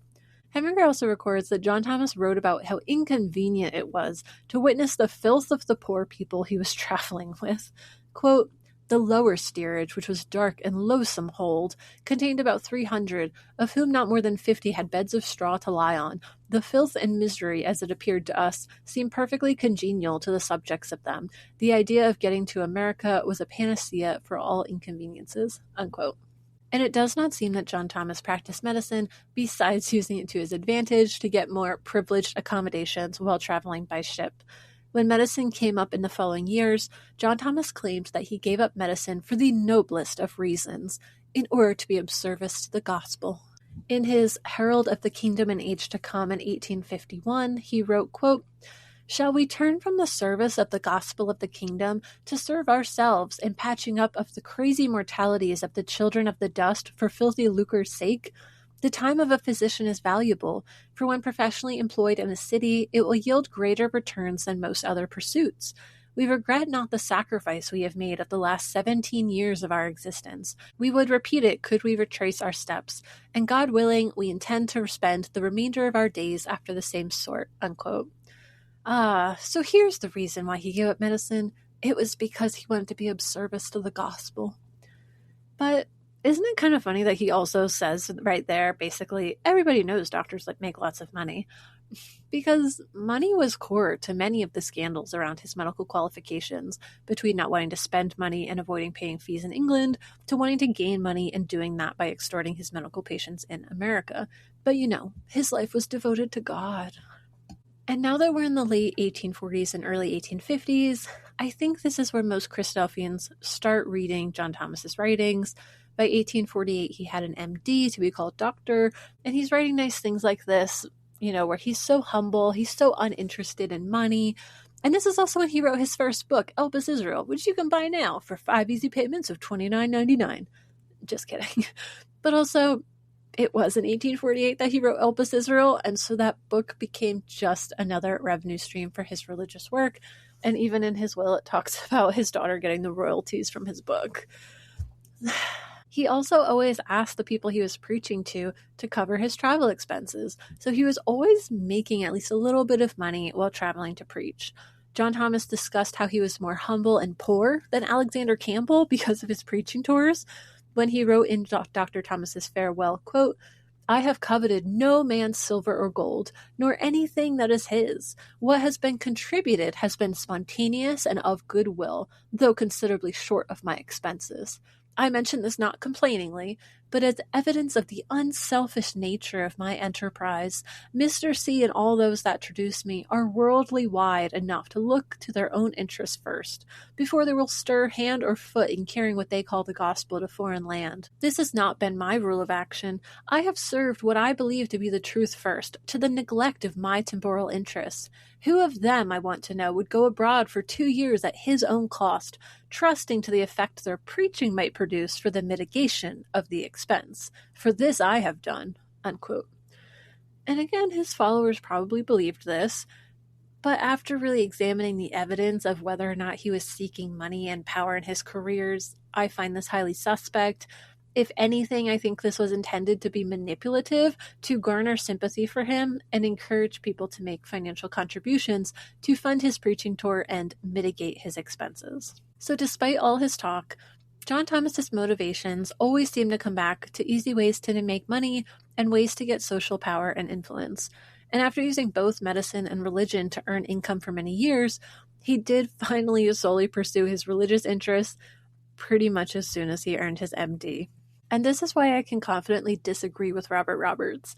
In the April 1886 edition, he confidently wrote that, quote, "It was not the case of an Englishman purchasing a degree in America and using it in England. It was the case of an Englishman laying the foundations of his degree in England and emigrating to the States before its completion, and then finishing his professional qualifications there, and in that country exercising the degree so obtained." Unquote. But that is objectively not what happened. John Thomas did start his medical education in England, I'll grant him that, but then he spent decades pretending to have a degree in America, actively turning down and ignoring opportunities for additional schooling or establishing a legitimate long-term medical practice. And then he only got a degree at the very end of his medical career. He did not use his medical degree again after that in America at all. He only used it when traveling by ship in order to get free accommodations in cabin class. Instead of a medical degree marking the start of his medical career, John Thomas is the only doctor I've ever heard of whose medical career actually ends once he gets a hold of his medical degree. And I just have a few more comments to tie this episode together before we conclude this whole research project I've undertaken on John Thomas's medical qualifications. So this brings us to the end of my research into John Thomas's medical career, and overall, his whole career was just one scandal after another. It's incredible how many layers of fraud there were, spanning the course of decades. And I think this episode also helps us get to know his personality a bit more, and how he does appear to have narcissistic tendencies, And I'm sorry if I feel like a broken record, but I wanted you to see that there was a pattern of him seeking out positions of power through his life in both the medical field and in religion. And it does appear that his own megalomania seems to have constantly self-sabotaged him maintaining any of those roles for an extended time. So instead, he's constantly cycling in and out of different places and positions. It wasn't until he had his own loyal group of followers with the establishment of the group which would become the Christadelphians in the 1840s that he was really able to finally stay at the top of a hierarchy for an extended period of time. Although in the end, I think that was partially because Robert Roberts took on doing the hard work to create something that would last and organize the group, while John Thomas got to do what he really enjoyed, acting as this respected figurehead in the community, being able to travel to preach, and earning income from selling his religious publications to his community. And while the first part of this series was really focused on the question of if he was a doctor or not, the second part kind of asks a different question. Why did he spend most of his life pretending to be a doctor? Because I don't honestly think he wanted to work as a doctor. He was constantly trying to find an alternative career in religion that would give him a comfortable income with a position of power and status as well. And I think the examples I've cited today really help us in understanding his motivations. I think he wanted to be a doctor because it potentially gives you status, respect, and as he even said, wealth, all things that he desperately wanted. Even Hemingway admits this when he wrote, quote, "The status that naturally came with this title of doctor undoubtedly helped as he spread the truth. He moved in the highest and most influential quarters everywhere he went," unquote. And I think the topic of money underscores all of this because as much as he himself claimed that he did not care about money, the resources that are available from his contemporaries tell a very different story of a man who was obsessed with money and who also knew that money was essential to achieving and maintaining power. And when we examine his life and choices he made, and I believe what we are seeing over and over again is that he was seeking religious preaching for personal gain. And that then brings us to the possibility that John Thomas may have created this Christadelphian community as a way to make money for himself. And the other big question this raises for present-day Christadelphians is how is a community who believes that they have the truth able to defend that position when after looking at his medical background and career, we have documented constant lies, omissions, misrepresentations, instead of objective truth. To me, this becomes a lot more alarming that people consider him the source of truth. And if he was an honest person, then that conversation would probably focus on doctrinal debate. But instead, it seems like John Thomas was using this idea of truth as a tool to manipulate, isolate, and control a group of people. It also appears that he did carry on this charade of being a doctor up until his death. He still had the paperwork from the British College of Surgeons and has purchased a degree from the Scientific and Eclectic Institute when he died. He never came clean about those, and I really don't think he ever felt remorse for those who he used or hurt during his life. And I think that matters too because he never had the integrity to be accountable for his actions and display personal growth. Honestly, he seems more like someone who should be disfellowshipped from the Christadelphian community instead of being held up as a pioneer. It seems like a reasonable expectation that if someone is going to tell you the truth about something, especially something as important as eternal life and how to live your life, then they should start by being honest about who they are and what their motivations are. But the origin of the Christadelphians with John Thomas and his whole life shows that it was built on lies and deceit. The hypocrisy of him claiming to have the truth is pretty undeniable. It may seem natural to think of Christadelphian doctrines as being correct if you were raised in the group, but would you invest in a company after learning that the salesman for that company was convicted of fraud? Would you marry someone if you discovered that they had been lying to you throughout your relationship? When we think about it in these terms of how you would actively make a decision when you're responsible for evaluating the information yourself, maybe we can get some perspective on what it means because we created lives that revolved around this religion. But now we can reflect on our involvement with that group, knowing what kind of person John Thomas truly was and what the real beginning of this religion was. So I hope this podcast series on his medical qualifications has been informative, and it will help those who are willing to look honestly at the origin of the Christadelphians, even when it is shockingly different from what we had been taught. And the last question now is, what should we call John Thomas now that he never honestly earned the title of doctor? You may have noticed I stopped referring to him as doctor on the podcast because I don't think he really deserves that title. All he is a doctor of opinions. That's all for today's episode. As always, I appreciate you all for listening, and if you want to show your appreciation, feel free to leave a review, like our posts on the podcast Facebook or Instagram, or share this episode with a friend. I also love hearing from you, so you can always send me a message or send an email to lifeafterleavingpodcast@gmail.com. Bye, everyone.